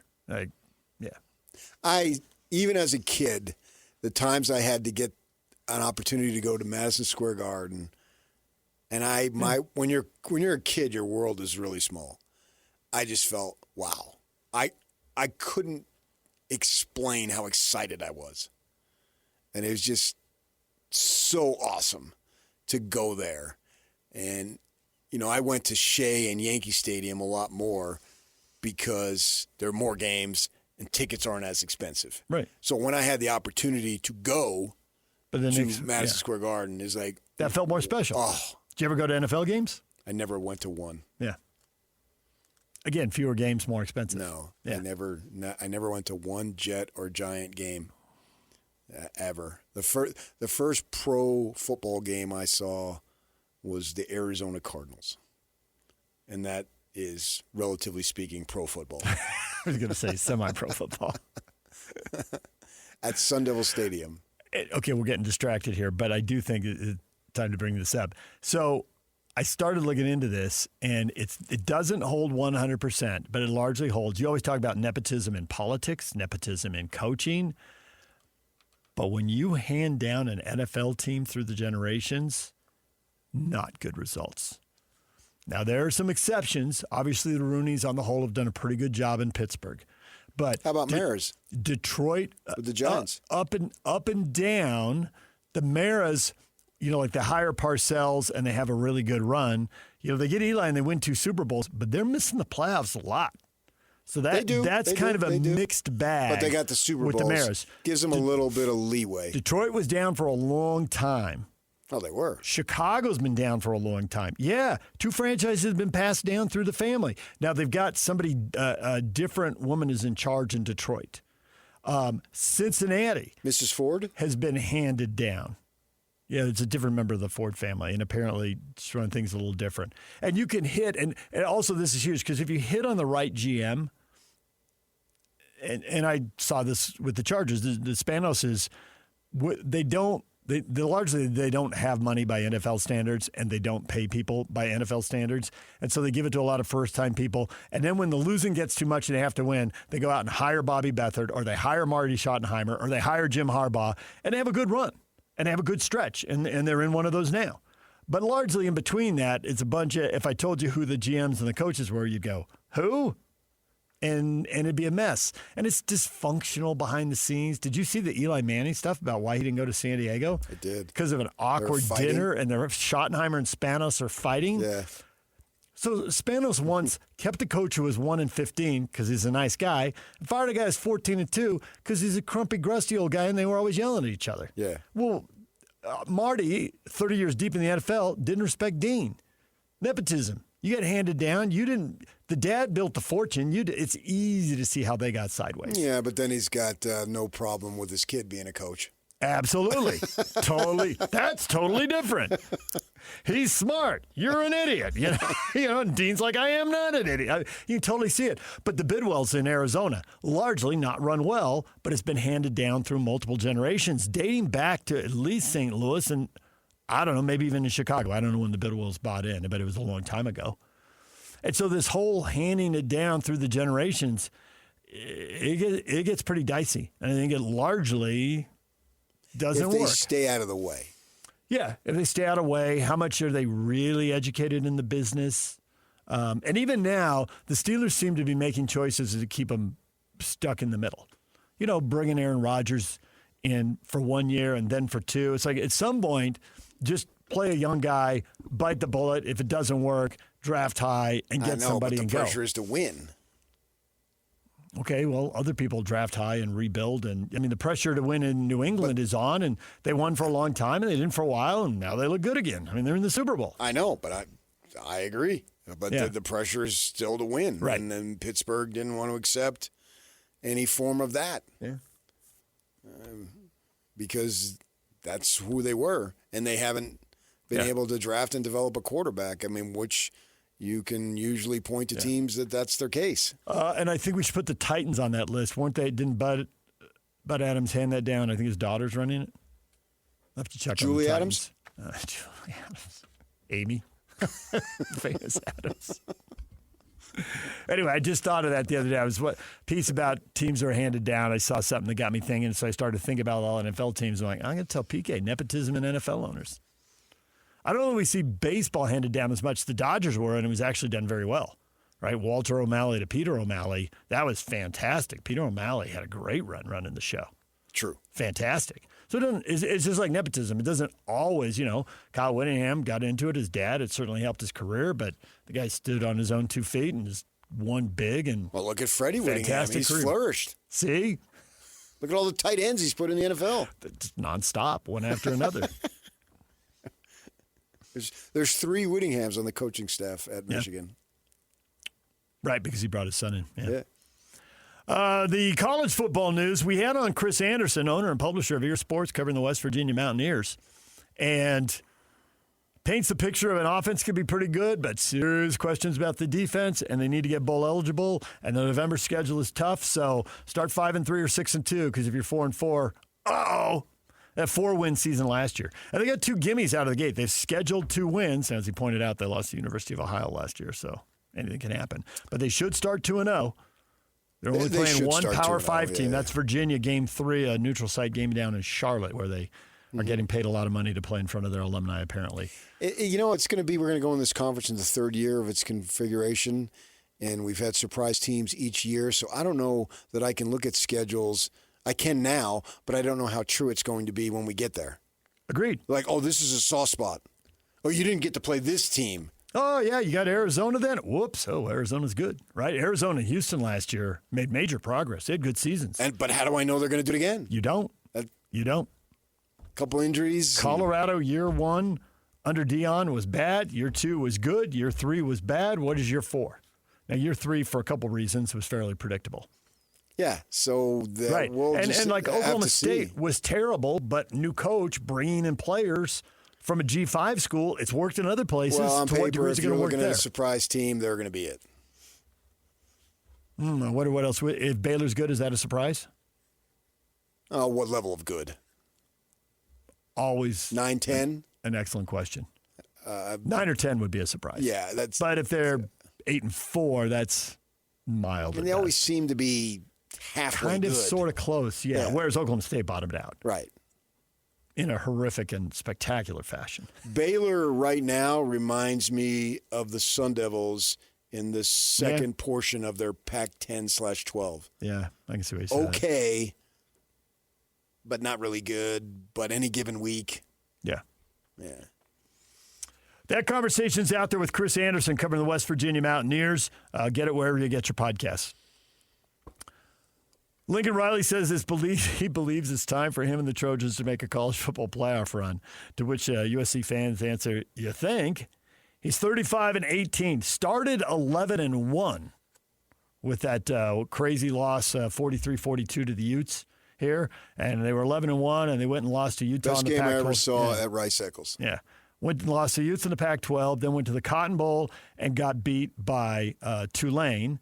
And then it's pretty much been a mess ever since. So although he is 35-18, He's 24-17 in the last 41 games, and That's mediocre. So mediocre. Best win I ever saw at Rice Eccles, because I know there are going to be a bunch of BYU fans back to Harleen, but they didn't win that game. Right. That was an awesome game, too, obviously. That was in... All right, now you got 2. Your Mount Rushmore of Rice Eccles football games. Phenomenal ending. 3 more. You got Both 2, phenomenal endings. You got 2 more BYU Utah games to round out the Mount Rushmore. The difference being the BYU or the Utah USC game, I'm on the sidelines, and you know what's going to happen. They're going to score, they're going to go for 2, and they're going to get it.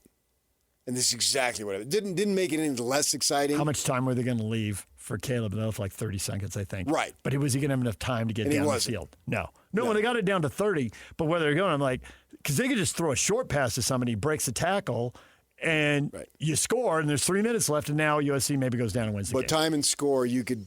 No, they got the score down. Lack of defense. Right.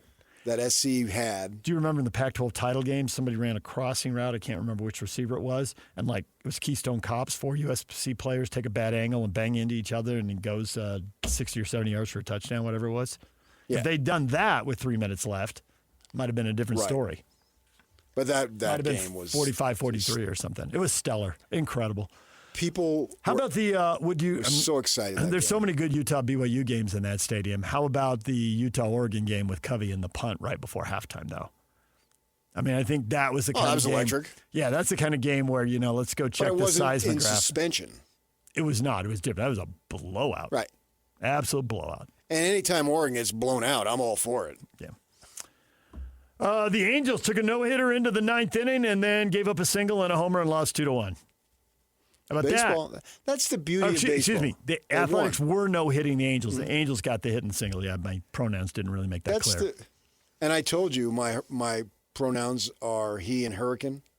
I did hear that. Yeah, you said that yesterday. Yeah. I dropped a random they in there. Because I love being at Copper Rock in Hurricane. I had a real fun time at the Espen tournament. Look forward to going again next year. That's the beauty of baseball. You get 27, I get 27. Mm-hmm. Yep. Urban Meyer lost his grievance. He wanted $30 million left on the contract in Jacksonville. He doesn't get it. Yeah, but look what he gained. See? A lot of embarrassment, some humiliation, some shame. Embarrassment. Shame. Urban has no shame. How about you cut that for a drop? You don't cut enough of your own stuff for a drop. That was a good one. I admit, that was a good one. Next time that Fox pregame comes through Utah or BYU and I announce it, you can just go, Urban has no shame. You just Did play he your really own drop. lose on that? I think you can consider him a winner. If you know what I'm saying. I think you're just messing around because I think you were horrified when you read it. I think you went, Urban, what are you doing? Dude. Oh, my gosh. You're in a bar and everybody's got a phone. Let's take How many men has that taken down? Yeah. All right, when we come back, your feedback next. Stay with us. Question of the morning. Trade rumors have the Bucks and Pistons interested in Lauri Markkanen. And anything worth considering? Doug says, Lauri's been the good soldier for the past 4 years. We're trying to win. We need to slow play the rookie we draft and reevaluate the roster after a year. Can't trade him now. Also, dude's too unique. We'd never get back the same value. Yeah, what a great soldier getting $40 million a year. Boy, man, I tell you. I think I can speak for you. I know that I would sit on the bench for $40 million a year. Hand me the $40 million. I'll be down there at the end of the bench. Now is his time. Yeah? I believe outside of DeAndre Ayton, everybody in the NBA wants to win. Outside of DeAndre Ayton? Yes. DeAndre Ayton is willing to win as long as if it's not too big an ask. Yeah. And I believe that Markkanen wants to experience winning. I believe he wants to go to the playoff, and he wants to do all those things that come with it.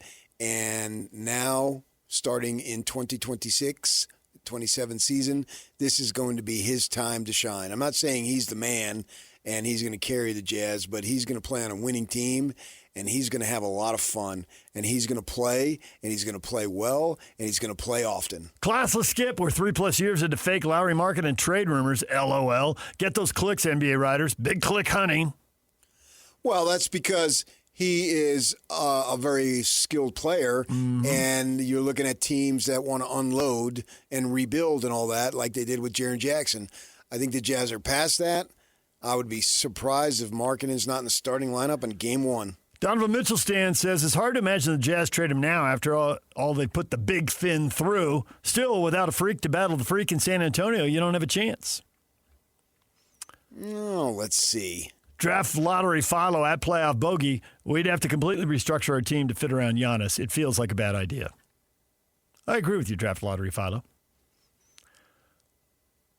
Yeah, but if I was Markkanen, I'd be depressed if I got traded to Milwaukee. Yeah. I go through a rebuild to go through a rebuild? Yeah, I agree. I can see that'd be a huge negative. I want to stay here because I believe in this management and I want to go to the playoffs. believe in my teammates. I want to go to the playoffs. Yeah. It sucks to be the guy who's played the most NBA games without ever playing in a playoff game. Get that off your resume. And very little of that is his fault. Certainly the last 4 years are not his fault at all. No. And then you get the other 5, and Chicago was jacked up when he was there, and he was a rookie, so it's not like he was supposed to carry them. I'd be working out harder this summer in anticipation of having this opportunity to play in front of a packed house where the complete emphasis is to win the game, man. This is going to be like it was in college. It's going to be like it is for his national team, and it's going to be at the highest level. To summarize a lot of these, nobody wants the Jazz to trade for Giannis. They feel like the price is too high. He's too old. There have been too many injuries. He's too close to the end of a contract or opt-out year. They don't like it. There's no real enthusiasm in these comments for Giannis. People are no. And especially because the future is Ace Bailey and whoever they're about to draft. So when they do make moves, the older guys have to go for guys who are more along the timelines. To put a bunch of assets in for a guy who's already over 30 just doesn't make sense. Well, I would do that if I didn't have to give up those assets. Yes, but you will. You're right. If you didn't have to, but you will. But I understand it would happen. But, I mean, if you get a player that it was a short window, but the type of influence that Joe Johnson had, I'm all over that. It was a short window, but he had a very positive influence. Yes. It was a great get. You full well knew his age when you brought him in. I mean, the only thing you hold him responsible for, you can't hold him responsible for. Everything else, the way he played on the court, the way he talked to the younger guys, the way he spoke to the media and represented the organization and coached younger guys up through the media, things he said. Yeah, I can recall that was a good one. First gathering after Hayward didn't come back. And they're asking him. He said, well, he did what he did, but I'm here to talk about the Jazz. Set a tone, man. Yeah. That's what veteran players are supposed to do. Right. Young guys might be freaked out. Be the composed veteran. All right, DJ PK, we're all done. Scotty G and the coach, Tim Lacombe, are next. Stay with us right here on The Zone.